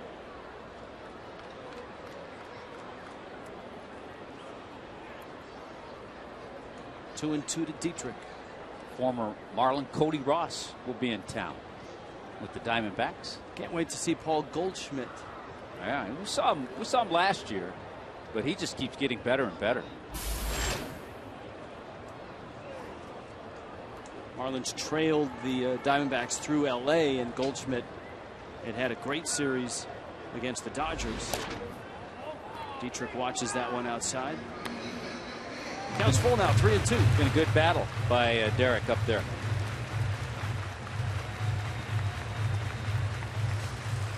Miami has 6 hits. The Reds have 8, but the Reds have 3 runs. Dietrich drives one to left center field, hits it deep. Paul goes back, looking up. That ball is off the warning track and into the Clevelander for a double. And there's some nice opposite field power for Dietrich, who is now 8 for his first 18 in the big leagues. Second round pick. Well, and he's had 3 consecutive 2-hit games. And you and I, we get a chance to watch batting practice a lot down on the field. And when you stand there and you watch Dietrich hit, you see him hit balls in the second deck up in the home run porch in right field. And surprisingly, he has some power. There's no question about that. That's always something that comes a little later. But he showed that power there with that opposite field 2-base hit. Shortstop at Georgia Tech, the Rays' second-round pick. Marlins, of course, as part of the big Toronto trade, got him when they sent Yunel Escobar immediately upon the trade over to Tampa Bay.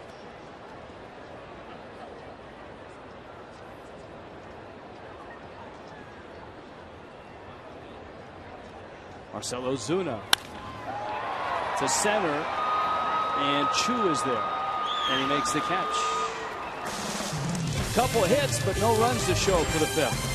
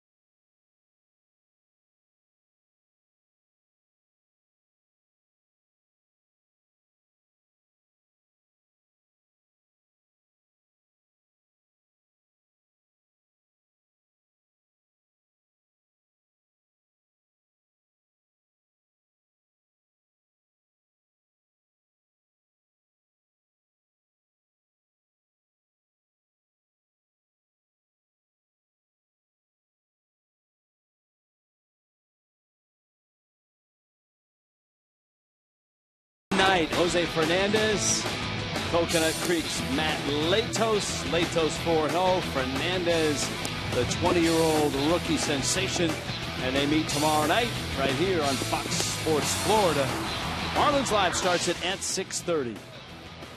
There's your Cody Ross bobblehead. There he is. Looks like he signed that one, too.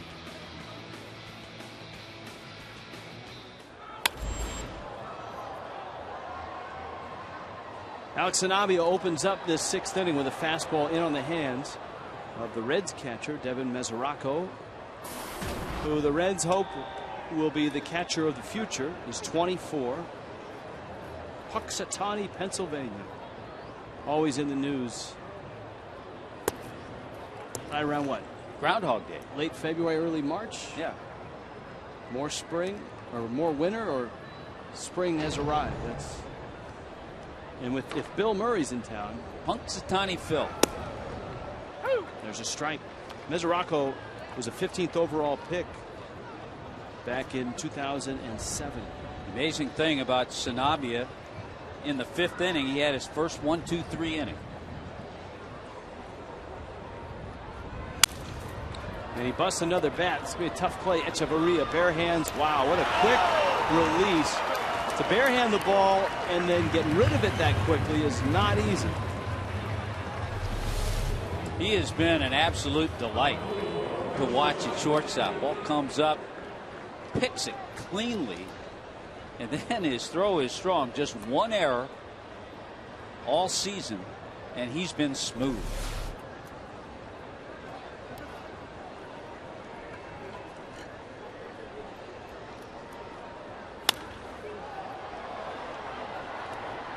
Leak fouls one off.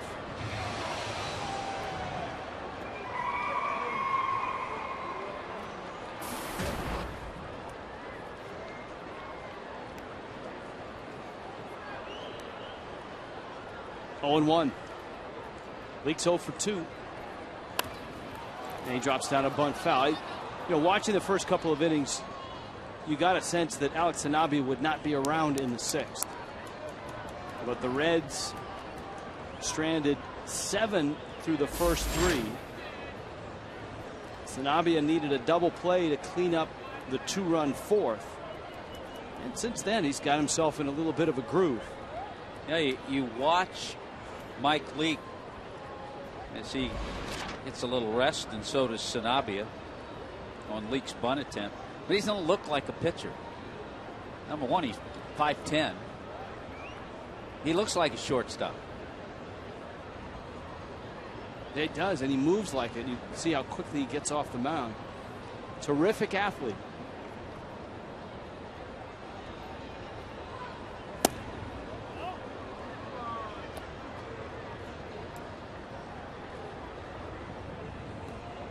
This would be a nice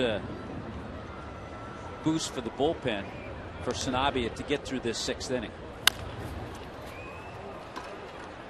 Echeverria. Look at that. Quick release. And a couple of 6-3s in the books to open the 6th before Shin-Soo Choo arrives. Let's check in with Craig Minervino. Well, thanks, Rich. We're going to talk about Choo. I talked with manager Dusty Baker today. He said, you know what? Choo has done as well as you can expect. I mean, he's been terrific as the leadoff guy, and he knows the thing about that, calling the number 1 spot in the lineup, one of the keys to the lineup, because last year, Dusty's number 1 guy in the lineup just did not do very well. You see, just 208 a year ago, almost 100 points better. That's 3rd best in Major League Baseball. And if you look back at the slugging and on-base percentage this year for those numbers, number 1 in all of baseball, thanks to Choo. Now, one thing Dusty did say is he didn't know how he would handle center field, but he's getting a lot better at that. And he also said he's a really great guy. He said one day he came to my office, he didn't get a hit for 2 days. He said, sorry, Skip. He said, don't worry about it.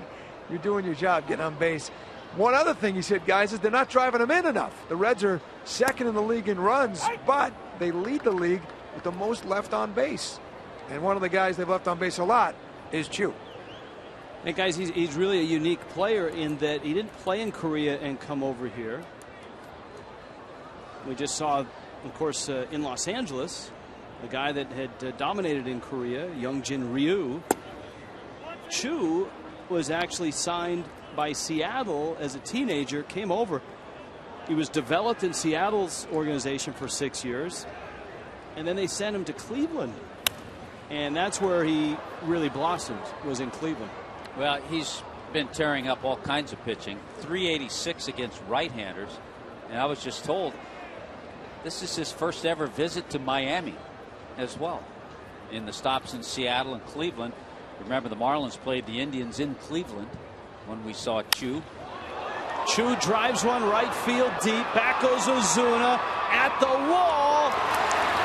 Shin-Soo Choo again. Just call him Babe Choo. Wow. He is 4 for 4 tonight. He has 12 hits, and this is his 6th game against Miami. 2 homers tonight. I'm not so sure, Rich, I've ever seen an opposing hitter dominate a team as much as Choo has this year. He had the big series in Cincinnati. There's a roller up first. Dobbs has it and steps on the bag. And Choo, who last night was 0 for 2, but he was on base 3 times, is 4 for 4 with a couple of homers.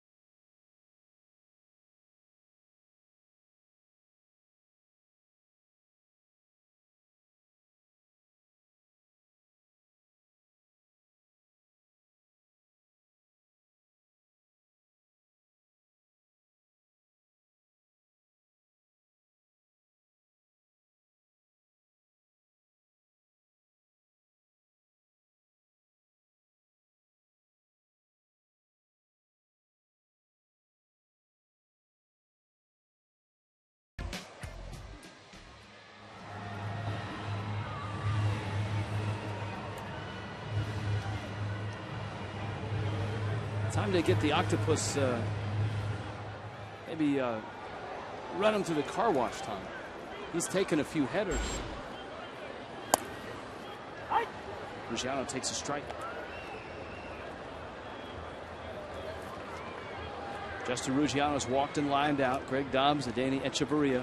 Mike Leake hasn't been dominating, but he's been good enough. He's used that defense behind him. He's rolled a couple of double plays. And he gets Ruggiano for the first out of the 6th.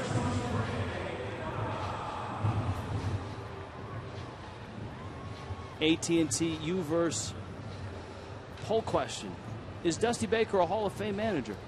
Hashtag Dusty yes, hashtag Dusty no. Now, we discussed last night whether a manager needs to have won a World Series to get to the Hall of Fame. The question would be, we'd have to have a little research on managers in the Hall of Fame. Are there any that have not won a World Series? I believe there might be. Well, obviously there are players in there that have not won a World Series. There are players in there that never got to a World Series. Just look at any Cub that's Ernie Banks, that's in there. Billy Williams, Fergie Jenkins, Ryan Sandberg. Got to the playoffs. Ron Santo.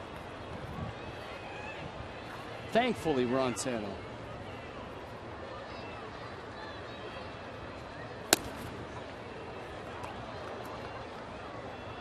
Good to see Dobbs with that base hit back in the 2nd inning, breaking an 0 for 12 that he had been on. And Dobbs, Votto bobbles, Leake bails him out. Well, Votto's done, and Votto making the sign of traveling in the spirit of the NBA playoffs. You know, and he's fortunate he has a very athletic pitcher going over there to cover. Yep. He regrouped, and Leake again. Yep, didn't get it the first time, but he kept his concentration, and then actually didn't give Leake a very good throw. Throw kind of leaked on him. But look at it, he stays with it, made the play. All right, managers in the Hall of Fame. Walter Alston, Sparky Anderson, Leo DeRocher. Some guys that, quite honestly, I'm not all that familiar with. Ned Hanlon. Yeah, there's some guys that we'd have to check, but I think there are some managers in the Hall. So if you look at it that way, but herein lies the little bit of a dilemma, because in Dusty's time, you're going to have Bobby Cox going in. You're going to have Tony La Russa going in, who I think would be ahead of Dusty. Jim Leland. How about Jim Leland? Earl Weaver's in there. Casey Stengel. Wilbert Robinson. That's from way back, Tom. That's from way back. Bill McKechnie, John McGraw, Joe McCarthy, Connie Mack, Al Lopez, Tommy Lasorda. You just got a Tommy Lasorda hug in Los Angeles without pasta sauce on your sport coat. Celebrating his 63rd wedding anniversary. And Chavarria goes down on strikes. 4-0 Reds.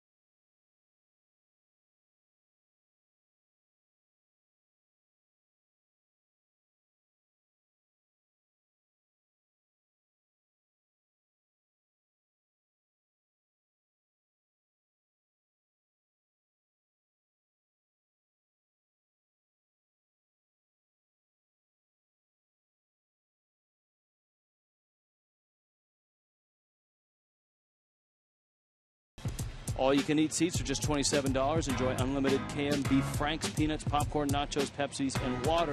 Stay after the game for a concert with one of Tommy's favorites, Fat Man Scoop, presented by Bacardi. Go to Marlins.com for tickets.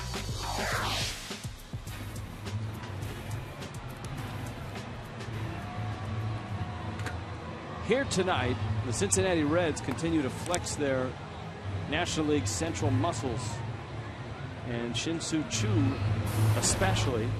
Ryan Webb takes over for Alex Sanabia. Sanabia goes the first 6, and he gives up 4 runs. Choo scored 3 of those 4 runs.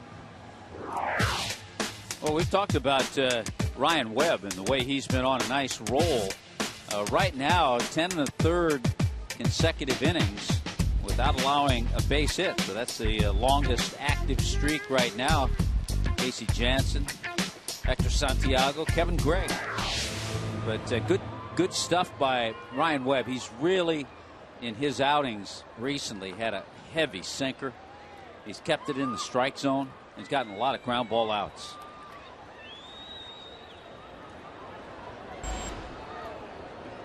Joey Votto tonight's 1 for 3, an RBI single. And he takes up. Votto's at the point, Tommy, where borderline calls. He's got such a good reputation. Gwynn kind of was there in his career. Yeah, he's going to get him.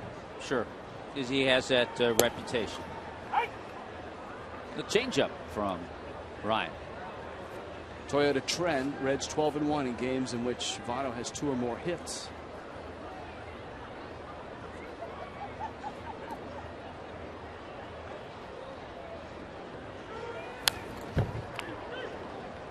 That 1-1 is fouled back to the screen.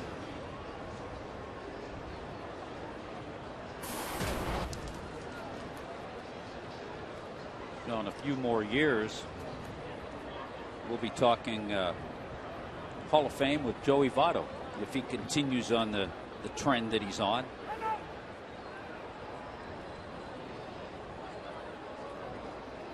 We'll also be talking about an immense fortune that Votto has amassed. Is at the start of a 10-year, $225 million contract.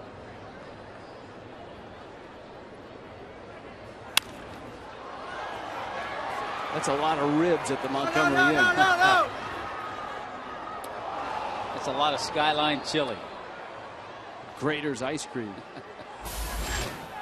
Which you need after you have the Skyline chili. Ooh, look at that. On cue, our RF cam, which last night was hijacked and taken to Brickell, is back.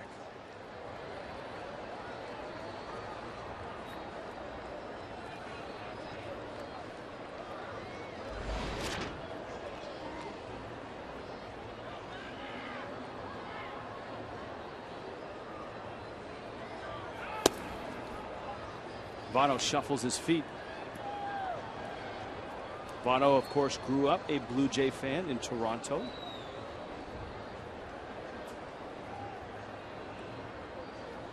And one of the guys that we've been talking about, Mike Leake, going straight to the big leagues.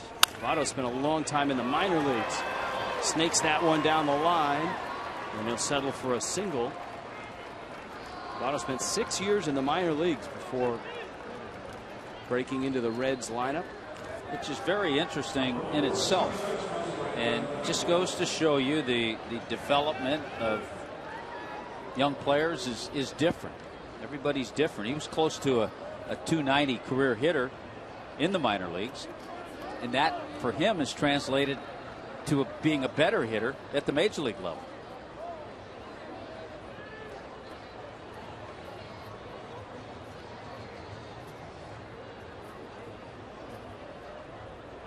Votto's at first.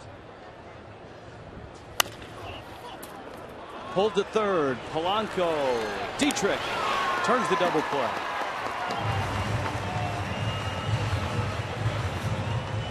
So Webb, using that sinker, gets a couple outs on one pitch there.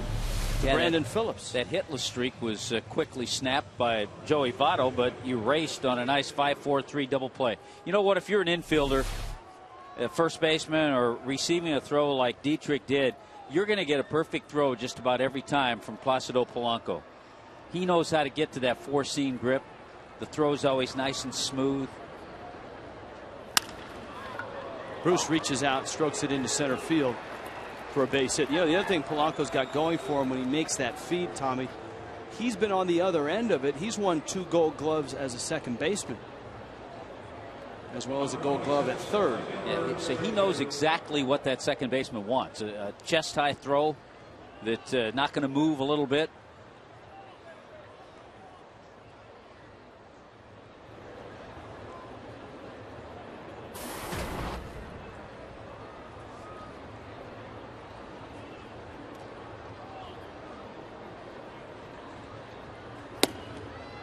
Xavier Paul takes a fastball for a strike.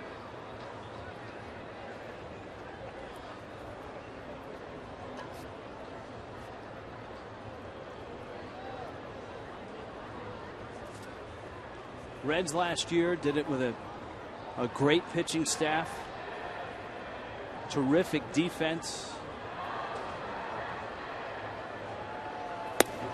and they seem to be on that track right now. They've added more offense, certainly, with Shin-Soo Choo at the top of their lineup. Yeah, there's no question. Last year, Dusty Baker, and we've talked about it, only had to use, they were the only team that used 5 starters. And he's got a solid rotation this year. And an outstanding closer in Aroldis Chapman. He's got power. He's got on-base guys. And he's got a terrific defense. He's got a great back of the bullpen, too, Aroldis Chapman. Reds' bullpen ERA last year was the best in all of baseball, in all the land.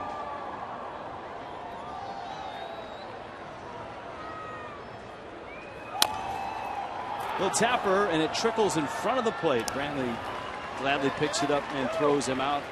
Ryan Webb works a scoreless 7th. 7th inning stretch. Marlins in search of runs.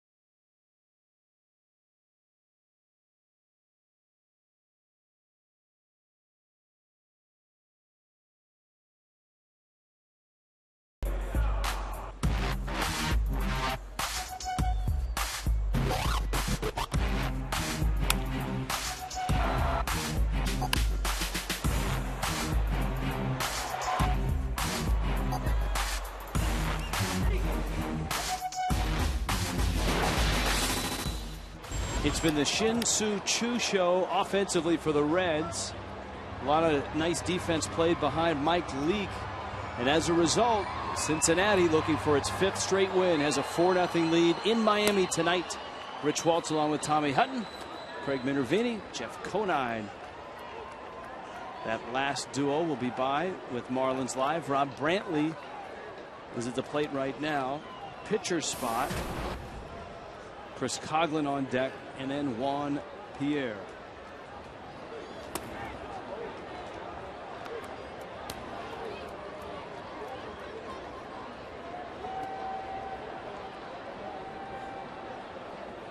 Derek Robinson, Gainesville native, into the ball game.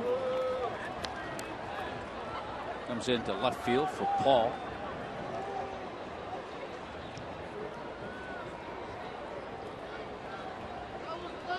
The Reds, of course, last night had their starter go the distance.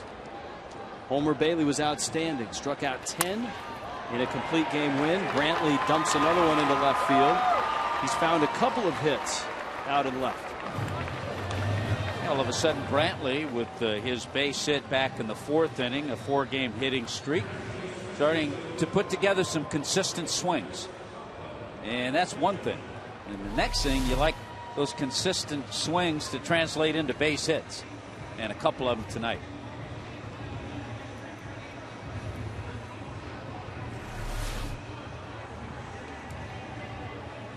So Brantley a hit. Coughlin now, who has swung the bat with some authority in the last couple of weeks, off the bench.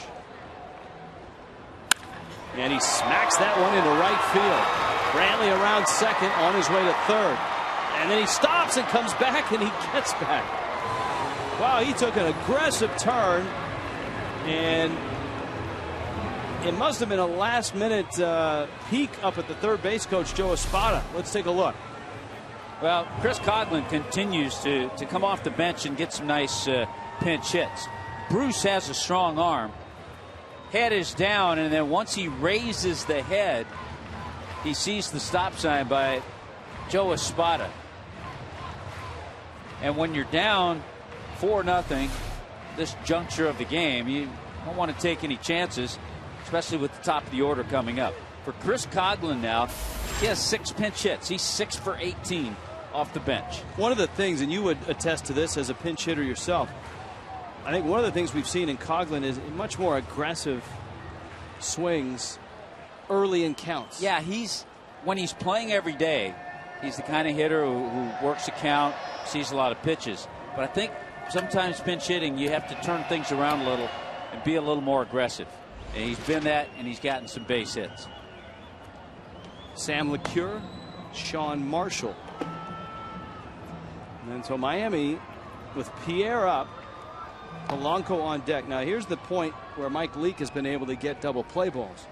One in the 2nd, one in the 5th.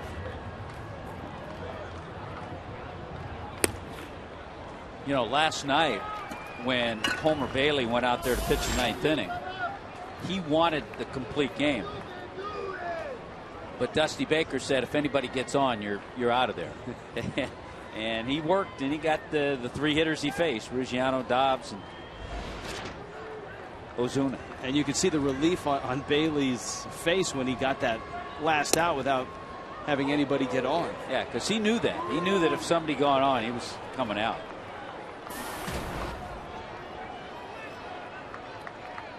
Pierre tonight, a bunt single and a couple of ground ball outs. We got such a good infield out there. Turris has won a Gold Glove. Phillips, of course, has 3. Votto's won a Gold Glove. Hanahan is known for his defense at third. That if you're Leake, you're just hoping Pierre slaps one on the ground. And if you're the Reds infield defense, you tell yourself you just want to make sure you get one, because Juan Pierre's tough to double up. Now, the Reds didn't win a Gold Glove last year, which is surprising because of all the guys that have them. But they had 6 guys who were Gold Glove finalists. Votto, Phillips, Zach Cozart was a Gold Glove finalist at short. Diving back in is Brantley. Stubbs, who's gone, was a finalist. Jay Bruce in right field was a finalist. Remember, last few years the Gold Gloves have gone to where the fielding Bibles started, and that is giving a Gold Glove to an outfield position, a center fielder, left fielder, and right fielder. Because at one time you could have 3 Gold Glove winners and they were all center fielders. Yeah, and that happened a lot. Here's the 1-2. It's up. Last year, Andrew McCutcheon in center won his first. Jason Hayward in right won his first. And Cargo, Carlos Gonzalez, won his second. Fielding Bible, guys, was American League in left with Alex Gordon of Kansas City, Mike Trout in center, and Hayward from Atlanta in right. 2-2. That's out. Good at bat by Pierre. He's run the count full at 3-2. The Reds bullpen, as we showed you, I think they're ready, and I don't think Dusty Baker would waste any time to go to that bullpen. Leak right now not as sharp as he's been.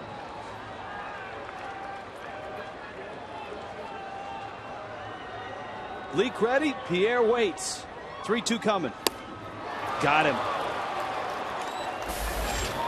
Looked like the cutter that came back. He's been able to throw that with effectiveness to left-handed hitters. Well, and that's huge for them because you don't expect Juan Pierre, who doesn't strike out a whole lot, to strike out in that situation. You're hoping and you're figuring he's going to put the ball in play, and for JP, that's the 15th time that he struck out this year.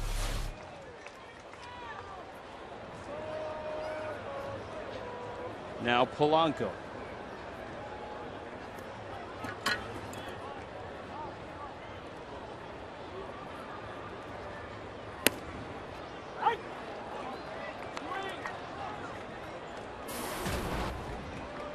Polanco. An infield hit back in the third. And it's been a struggle for Polanco at times this year. Just 5 extra base hits. All doubles. A little flare into right. Phillips is out, and he makes the catch. And so the Marlins, who go first and second and nobody out, quickly go to first and second and 2 outs. And here comes Dusty. He wants to get a matchup in his favor. He knows that Dietrich's a left-handed bat. So you would assume with Dusty going out there, he's going to make the move. There he is. Give me the lefty. We'll step aside with the Reds up 4-0.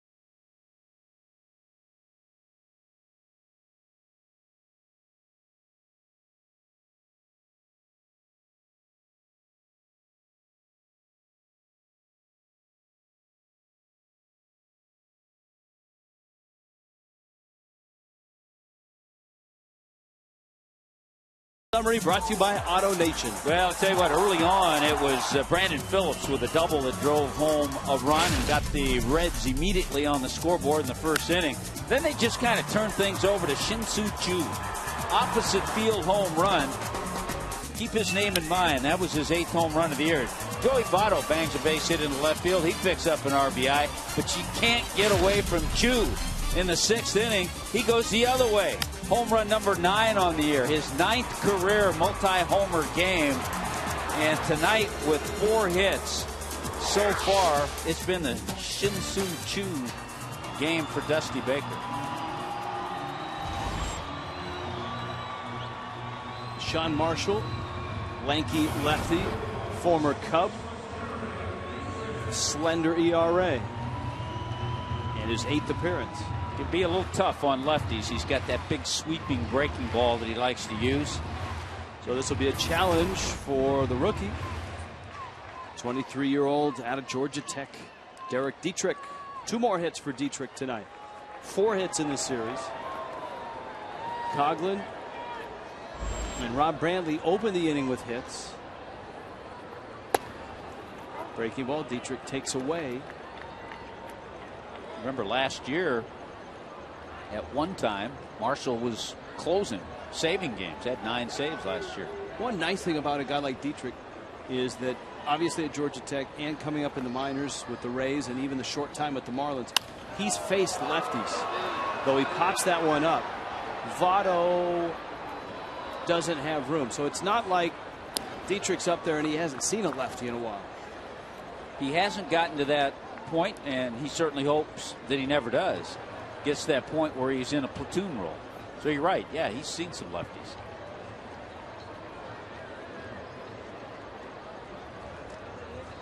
Well, he did the best job of really verbalizing the attitude you have to have as a rookie in San Diego when he said, my goal was to get to the big leagues, and now that I'm here, my goal is to stay here and make a career out of it.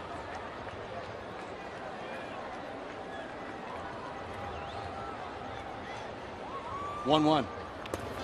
And it scoots away and rolls away from the catcher. Miami moves everybody up 90 feet. Brantley and Coughlin. And it counts 2-1 to Dietrich.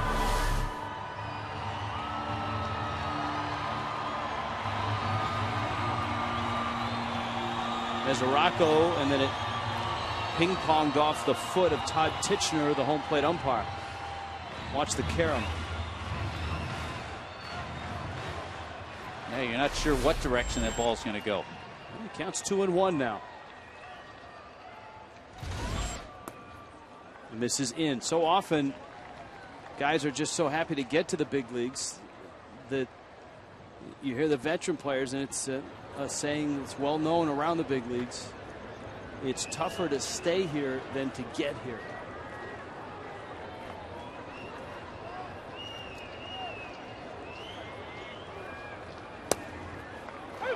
To get here, you have to produce in the minor leagues. To stay here, you have to produce in the major leagues. And that's the difference. And certainly he learned a lot of that from his grandfather,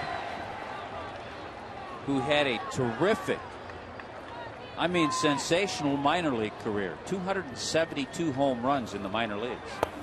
Breaking ball, Marshall gets the strikeout, and Dietrich swings and misses. Miami leaves 2 more out there.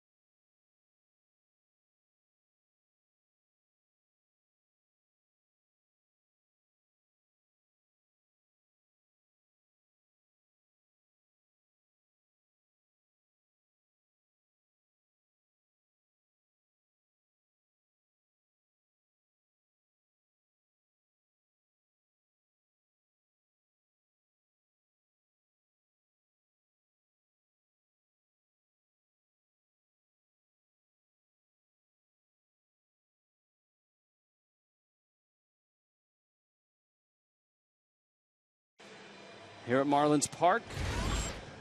And for the Fish, a recurring theme, and that is a lack of runs. Mike Leake has a lot to do with that. Sean Marshall helping out. Chad Qualls will take the baton from Ryan Webb. Alex Sanabia went 6 innings, and I think went a lot longer than it initially looked like he could last after a start in the first 4 innings, which he threw a lot of pitches.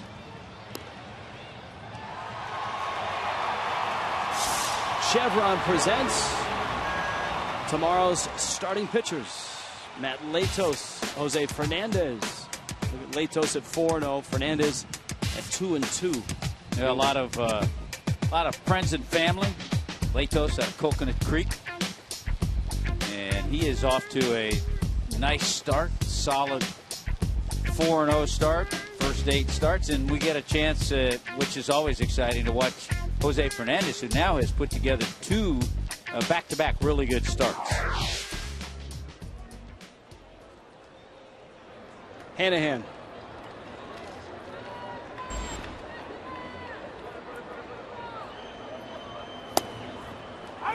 And Qualls throws a strike. Hanahan, Mesoraco. And the pitcher's spot in baseball tonight. Boston continues to play well against the Rays, that is. 8-2. An 8-2 lead in St. Pete. Pittsburgh has a 2-1 lead over Milwaukee. Seattle in New York has a 12-2 lead over the Yankees.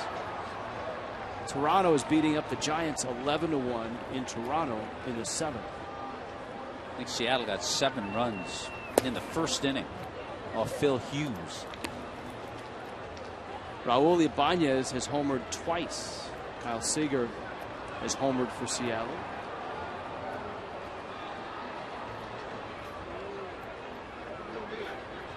JP Arancibia and Adam Lind have homered in that Toronto Giants game. Toronto's offense all of a sudden coming alive. They got a win last night. R.A. Dickey picking up a win.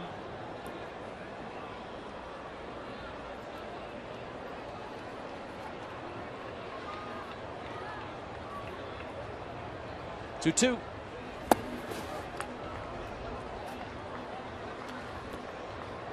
Pitch in the dirt. Qualls, one of the Southern California Marlins, enjoying the tour from San Diego to Los Angeles. Well, for the Marlins, San Diego not all that hospitable, and certainly Dodger Stadium, where the Fish dropped 2 of 3. Echeverria on to first in time. An out here in the 8th. MLB.com at bat, #1 source for live baseball everywhere you go. Available iPhone, iPad, Android, BlackBerry 10. At bat delivers Marlins baseball with live audio, pitch tracking, stats, news, highlights, and more. Text at bat to 31826 or go to Marlins.com for details. Yeah, Chad Qualls had his mom in town for Mother's Day in Los Angeles. This is our office. He's everywhere. This is our office. iPads out, iPhones out, scorebook's open. See, we actually do have work and do our homework up here. This is the Reds cheat sheet. There you go.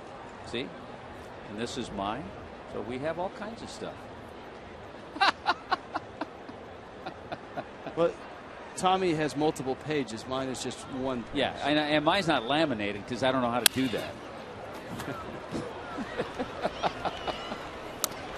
On to first in time. Polanco making the play. You see somebody in a bar watching that with no sound? What's going on?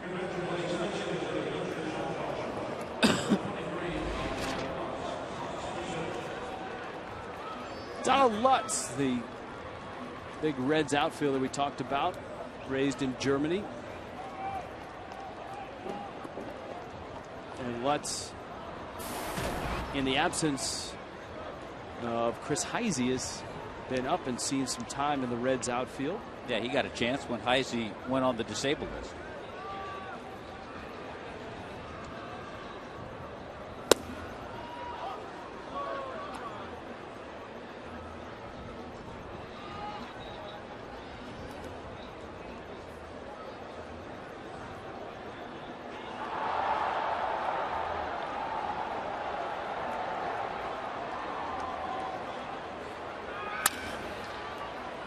To first, and Qualls just gets there in time to get Lutz. Bottom of the 8th coming up, 4-0.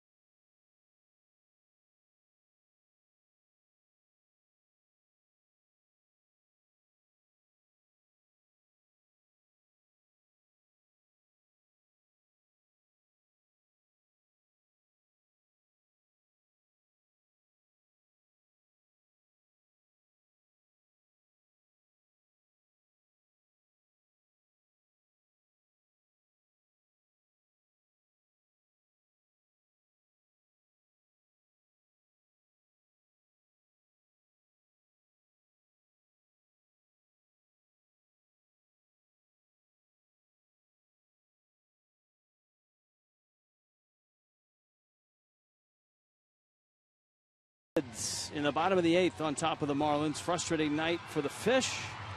They have been shut out by Mike Leake with a little help from Sean Marshall. And now the parade out of the bullpen for the Reds. It's a very good bullpen. Continues. Yeah, now they'll have to deal with the right-hander, Sam LeCure, and a couple more innings. The Marlins in jeopardy of being shut out for the 7th time this year. Right now they're tied with Atlanta. Believe it or not, Atlanta's been shut out 6 times. So there's another part of that bullpen, and for LeCure, good start to this season. One of those relievers that you like to have. He's not a 2-pitch guy. He can come in and he uses all 4 of his pitches.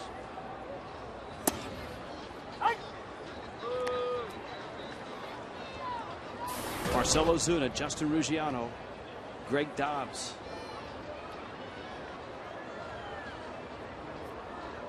Ozuna, an infield hit.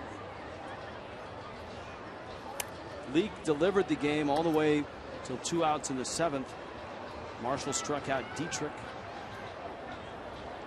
And so Leake is in line for win number 3 unless Miami is able to come back.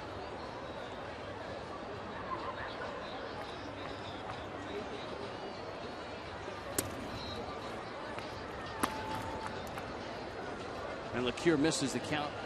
Now 2-1.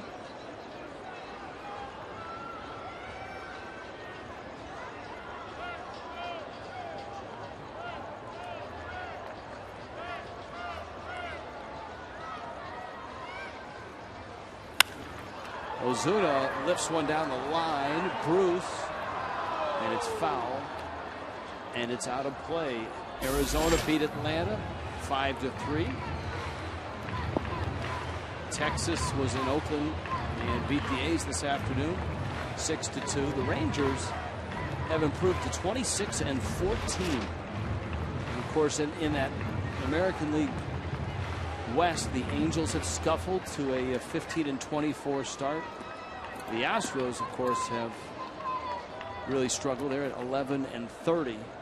The Marlins, if they lose this ball game, will just be a half game worse at 11 and 29. Yeah, the Angels 10.5 games behind Texas right now. And a strike to Ozuna.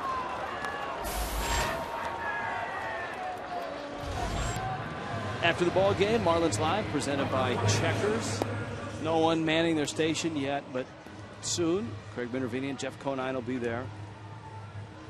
Not only to talk about this one, to set up tomorrow night's matchup between hard throwers Matt Latos and Jose Fernandez. You know, a little light at the end of the tunnel last night for the Angels. They beat Kansas City 6-2. And they got home runs from their big three guys. Pujols, Josh Hamilton homered, and Mike Trout. By the way, Houston did beat Detroit 7-5. First win in Detroit since 2000, but of course Houston's been in the National League, so it's a little bit deceiving. Yeah, there'll be some numbers like that about the Astros this year that kind of won't make sense. J.D. Martinez, home run. Always good when the local guys do well.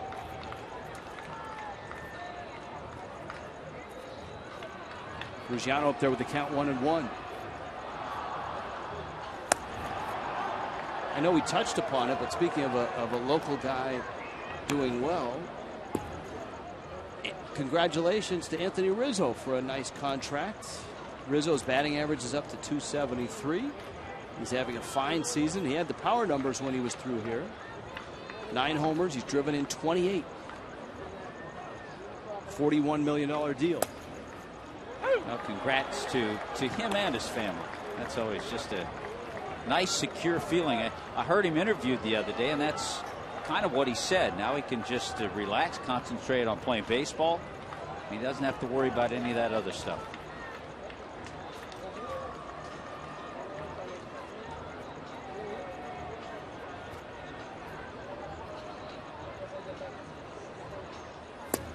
And LeCure strikes out Ruggiano.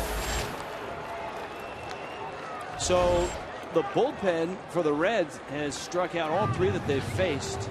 Marshall got Dietrich. LeCure gets Ozuna and Ruggiano. That's just a good fastball that he spots away and gets Ruggiano chasing. And here is Dobbs. LeCure sounds like a guy from an old Western. And he has that look with the mustache and such. And would figure that he was born in Jefferson City, Missouri, and then makes his home in Austin, Texas.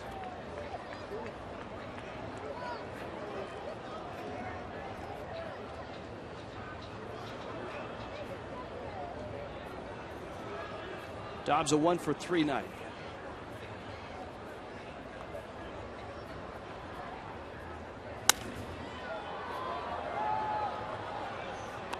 That's going to find the seats. One of those 4 pitches that LeCure features. That was a pretty good changeup.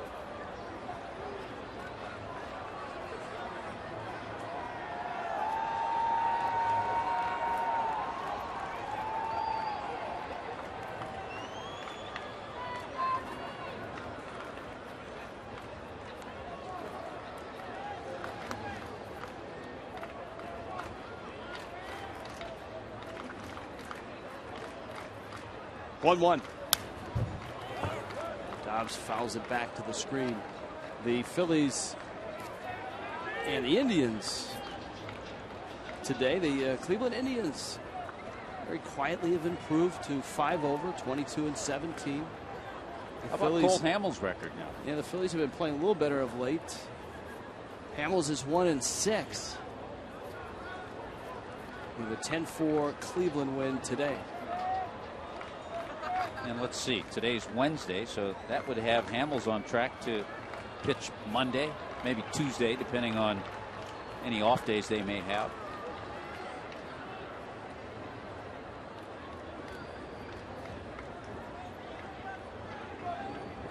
Well, as the Marlins are hopeful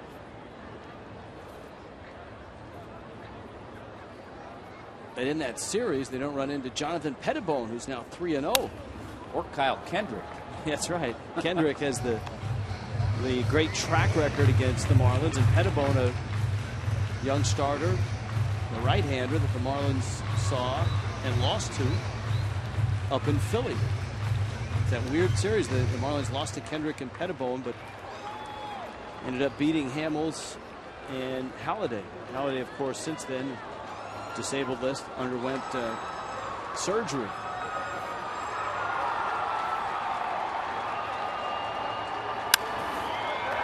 Liner into left center field. Dobbs has got another hit. And so Greg Dobbs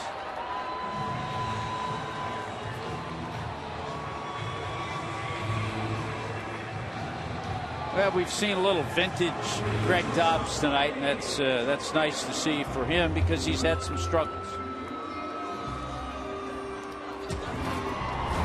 Tonight's Cold Hard Fact brought to you by Frost Brewed Coors Light. 4 triples for Adeiny Echeverria. He has more triples than 6 major league teams. And Ramirez had 11 in 2006.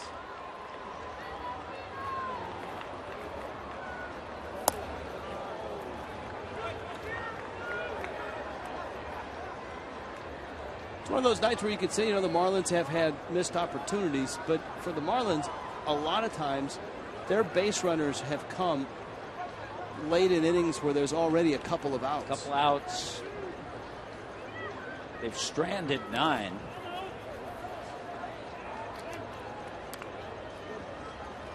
And I think when you have a slugging percentage as low as the Marlins, it is the lowest in baseball. The issue is when you do get a hit, it doesn't do all that much damage.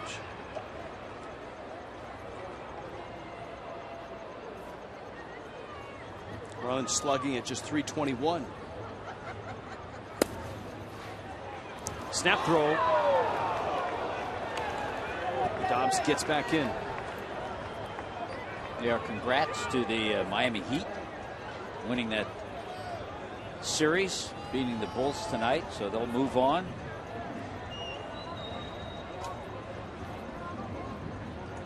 The Reds, as a contrast, are slugging at .390.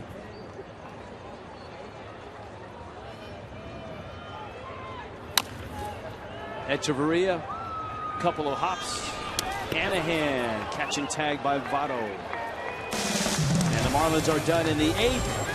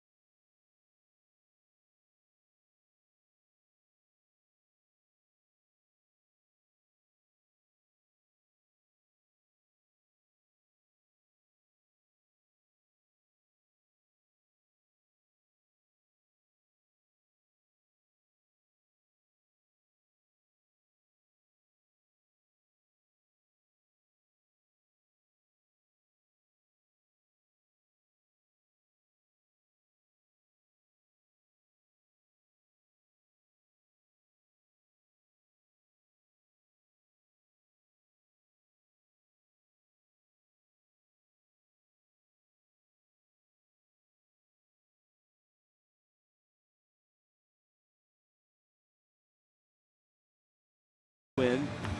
Sam LeCure and his bunch took 3 of 4 from Miami in Cincinnati earlier this year. And tonight, the Reds, terrific pitching. Nick Green ends up at first base in this double switch with Mike Dunn arriving out of the bullpen. Now that he's a seasoned first baseman, Nick Green. That's the one frustrating thing. We saw the good numbers on Ryan Webb. Qualls has done a nice job. And Mike Dunn has had super numbers out of the bullpen. AT&T Uverse rewind.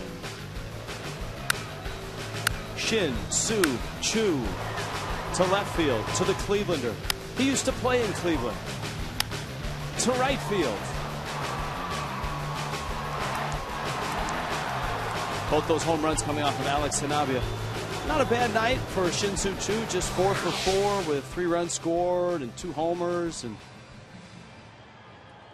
the on-base leader in the National League. Probably shooting himself back into the top 10 in slugging percentage with a pair of home runs tonight. Helping that on-base percentage, which he already leads the league in. Been hit a dozen times.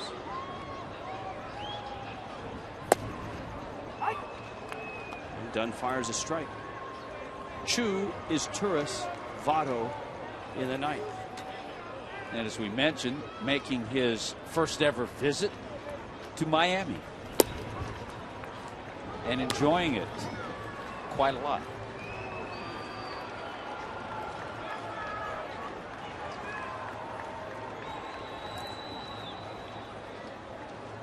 Dunn's got him 0-2.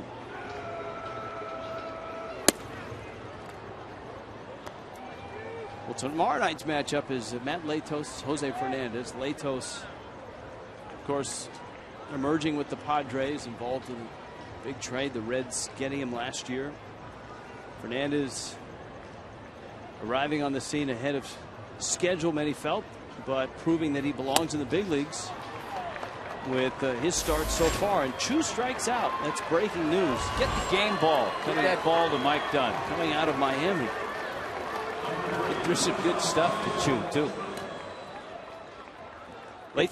Have you ever watched Jose Fernandez in the batting cage? Oh, yeah. When we've been down there? He has a ball in there. I'll tell you. It gets his work done, though. Well, here's the story on that. Most starting pitchers, the vast majority in the major leagues, their routine is to hit the day before their start.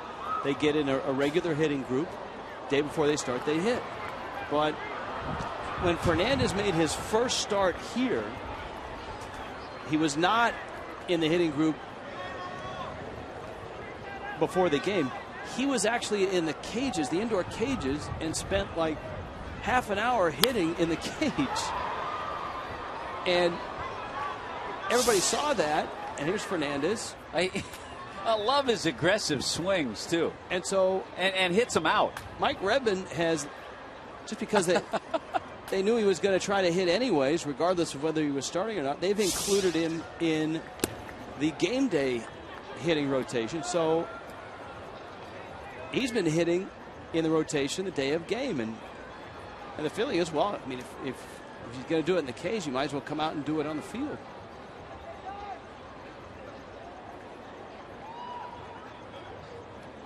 Yeah, Kevin Slowey was in awe of Fernandez's power in the day. That one's off the foot of his Turris, the switch hitting shortstop. Now, on the other hand, you've got Latos, who in his 8 starts has won 4 of them.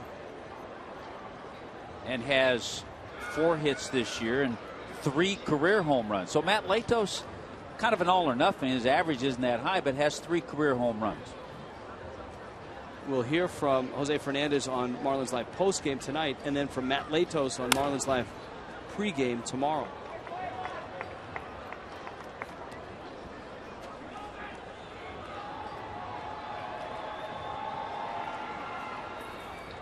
Ball and 2 strikes, and an out in the ninth.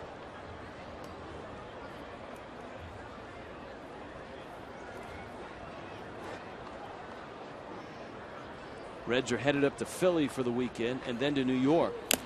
And Dunn has a pair of strikeouts here in the 9th inning.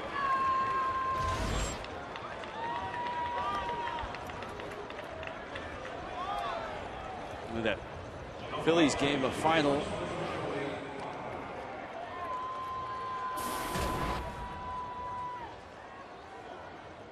West Coast games about to come online. Washington in Los Angeles to take on the Dodgers. How about Zach Greinke making the start for the Dodgers tonight? Ross Detweiler goes for Washington.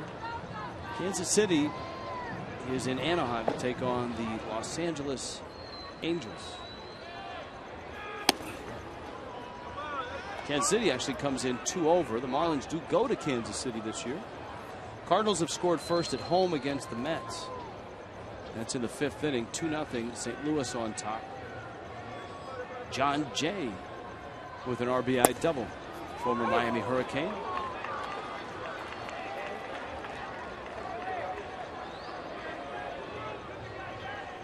Phillies lost to Cleveland 10-4. Braves lost to Arizona 5-3.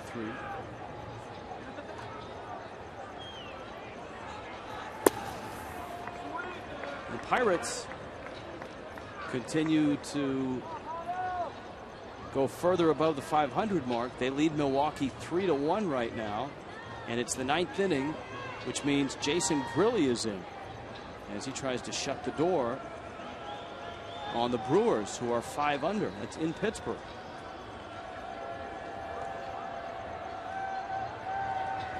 Yeah, Grilli with 15 saves.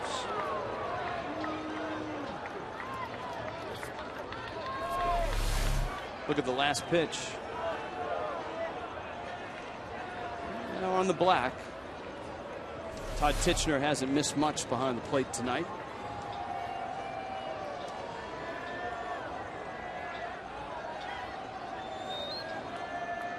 Dunn's 3-2 to Votto.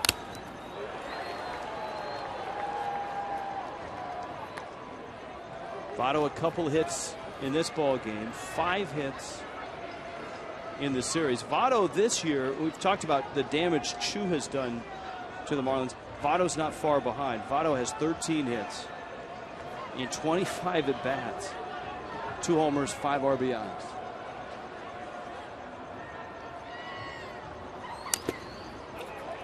Talking about Grilli with 15 saves, are you surprised that the leader in the American League is Mariano Rivera with 16? Everybody in the East seems to be clicking, although Boston had lost 3 in a row before their win over the Rays today. The Rays had won 6 straight going into that matchup. Everybody but Toronto is over 500. Dunn again trying to get that outside corner, and he walks Votto.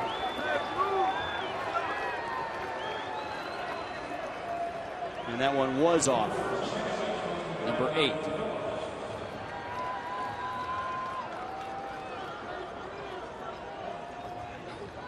Yeah, Niner was talking about Joey Votto on Marlins Live, and it's so true. You don't see him get fooled, chase pitches way out of the zone. Every time he takes a pitch, he's right there. He's right on it. He knows if it's a strike or if it's a ball. Phillips hits a high pop-up. Dietrich hit it. That swirling wind up there took a right turn on him, but he makes the catch. Marlins need some runs, and they need them quickly.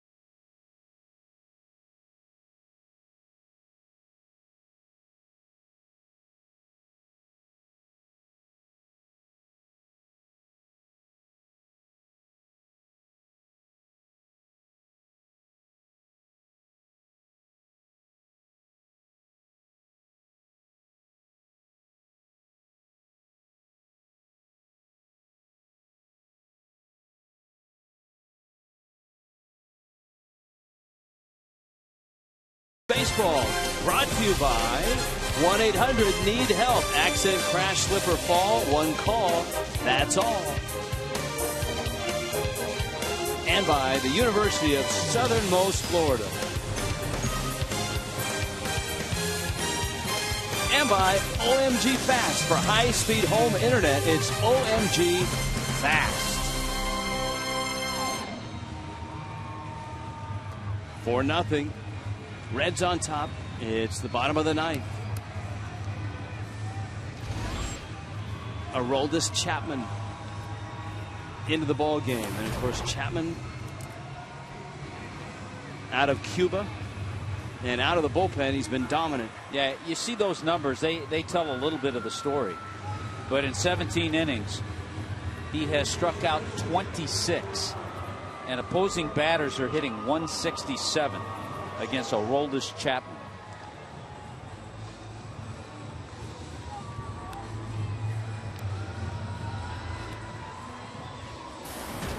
Miguel Olivo.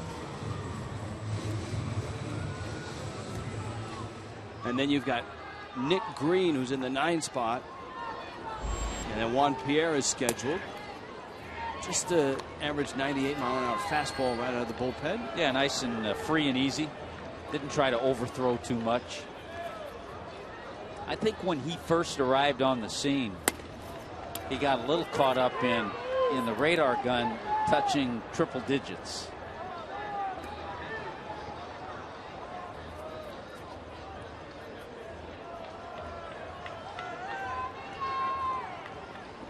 Chapman, an all-star last year, 68 appearances. He actually blew 5 saves in 43 opportunities. He did not become the closer until late May last year. That was when Sean Marshall was closing games. And remember, Ryan Madsen was supposed to be the guy going into last season. Actually, earlier this year, the game that the Marlins won in Cincinnati, it was Ruggiano's home run off Chapman. That was the game winner. Chapman misses away, and Olivo trots down to first. So Aroldis Chapman walks Olivo. AT&T Uverse poll question tonight: is Dusty Baker Hall of Fame manager? Hashtag Dusty yes. So Dusty's got 75% of the vote. I like that yes. I like that answer. All precincts reporting. So I think Fox Sports Florida feels comfortable projecting Dusty Baker as the winner here in the state of Florida tonight. Strike to Green. Marlins scuffling to score runs. It's been a theme from the very start. Last night, 2 runs on 6 hits. Tonight, 10 hits, but they've left 10, and now they're faced with the left-handed heat from Aroldis Chapman. The Reds bullpen last year dominant, best in baseball with the lowest ERA, 2.65.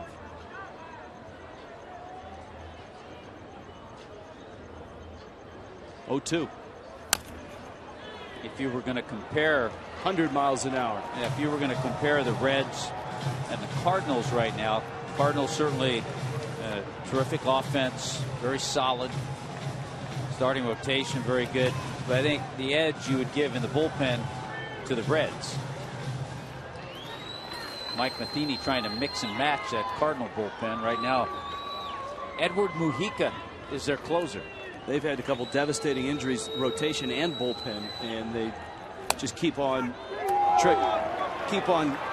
clicking, and Green takes a called third strike that pops out of the glove of Mesoraco for strike 3 and the first out for Chapman. Another 100-mile-an-hour fastball, and it's on the black, and so Todd Titchener, the home plate umpire, was right on it. I mean, it's tough to hit. It's got to be tough to call as well. You know, guys will joke around. They'll say, yeah, 100 on the black. Well, that was 100 miles an hour on the black. Titcher's had a good night tonight. Diaz now will climb in. He'll pinch hit for Pierre.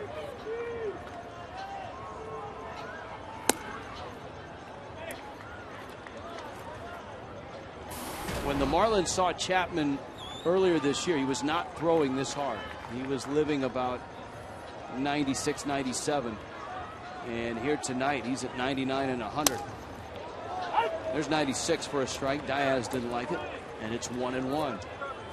The Reds are rolling right now. They've won 8 of 10, 4 in a row. They can get to 24 and 16 with a win here.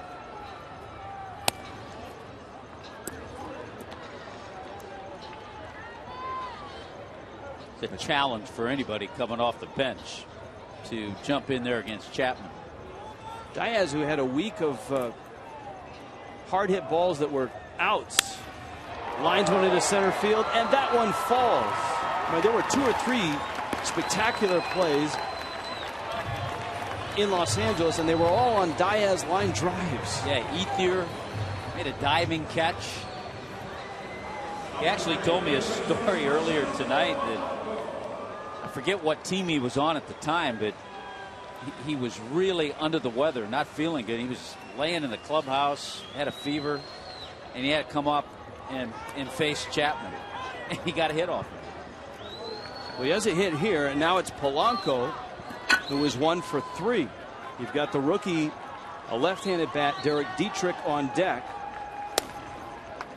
And Chapman tries to bend one in there for a strike. And it's 1-0 to Placido Polanco. Well, the hope for the Marlins certainly is to, at the very least, get the tying run to the plate. Remember the Ruggiano home run. It was not a save situation. It was a tie game at the time when Chapman was in Cincinnati. Well, Ruggiano is 3 hitters away. You've got Dietrich, then Ozuna, and then Ruggiano. Well, here's what the Marlins would like to see, the matchup they would like. There was that fastball out over the plate. Good extension by Ruggiano. He likes pitches right there. That was a cold, cold night in Cincinnati. 2-0 pitch. Fastball popped up on a 2-0 pitch. Phillips makes the catch.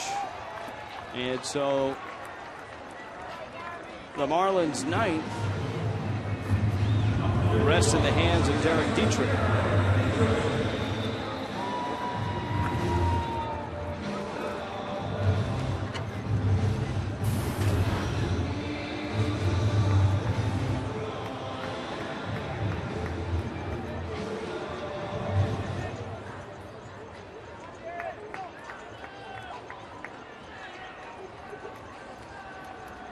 Dietrich tonight, 2 hits and 2 strikeouts.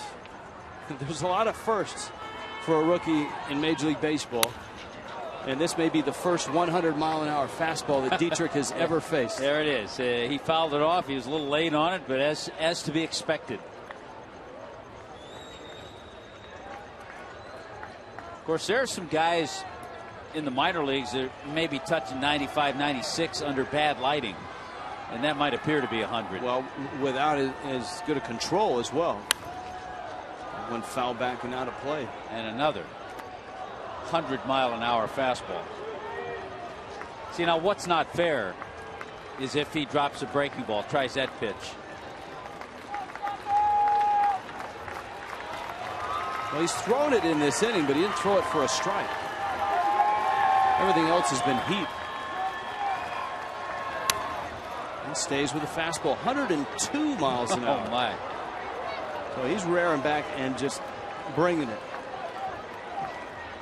Well, there was a lot of talk in spring training. There were 2 factions with the Reds. One side wanted him as a starter, but Chapman himself prefers closing. And I think Dusty Baker was on that closing side too. He's trying to close out Miami tonight. Last one was 102. This one 101, and the rookie Derek Dietrich is hanging in there. Yeah, even though this is not a save situation, Chapman is bringing it.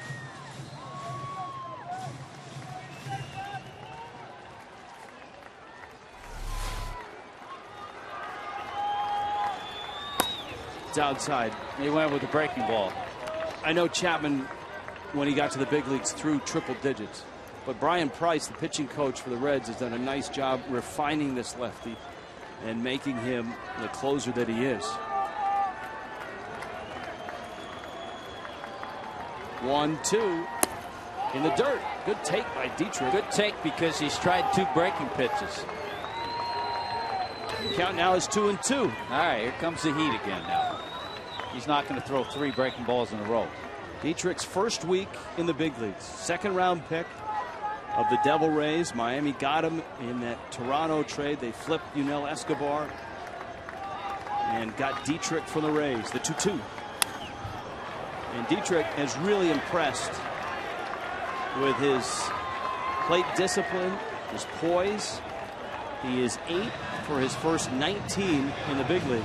I'll tell you what, if we hadn't even seen him go 8 for 19, this in itself is an impressive at bat.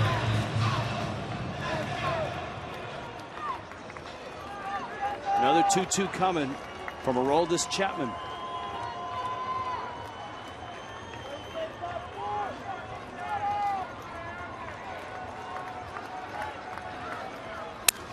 Fastball broke his bat, and this one ends up over the dugout. With the injury to Donovan Solano, heck, all the injuries Miami has suffered, Dietrich a quick call to the big leagues. His arrival in the big leagues, of course, the stuff of legend, so to speak, in that, I mean, here's a guy that played a game in Double-A Jacksonville, and at 1:40 in the morning, got a phone call that said, hey, you're going to the big leagues and you're starting tomorrow. Game time is 12:40 in San Diego. And so obviously he couldn't sleep, got on the plane, made his connections, and got to the ballpark and singled in his first at bat. And now he's battling Chapman, who keeps blowing triple-digit heat at him. Next pitch coming will be number 10 in this at bat. Here's your Fox tracks. Average pitch speed in this AB. Now, he has thrown a couple breaking balls. Yeah, those are the 2 way out of the strike zone. And Dietrich obviously took those. But everything else is up and in. Pair of runners on. Another 2-2. Breaking ball struck him out. And Chapman this time found the plate with the off-speed pitch. And down goes Dietrich. The Reds stay hot. Shin-Soo Choo out of his mind tonight. 4 for 4 with 2 homers. And the Reds take Miami again. Chapman finishes. Mike Leake gets the win. And a 4-0 final for Cincinnati.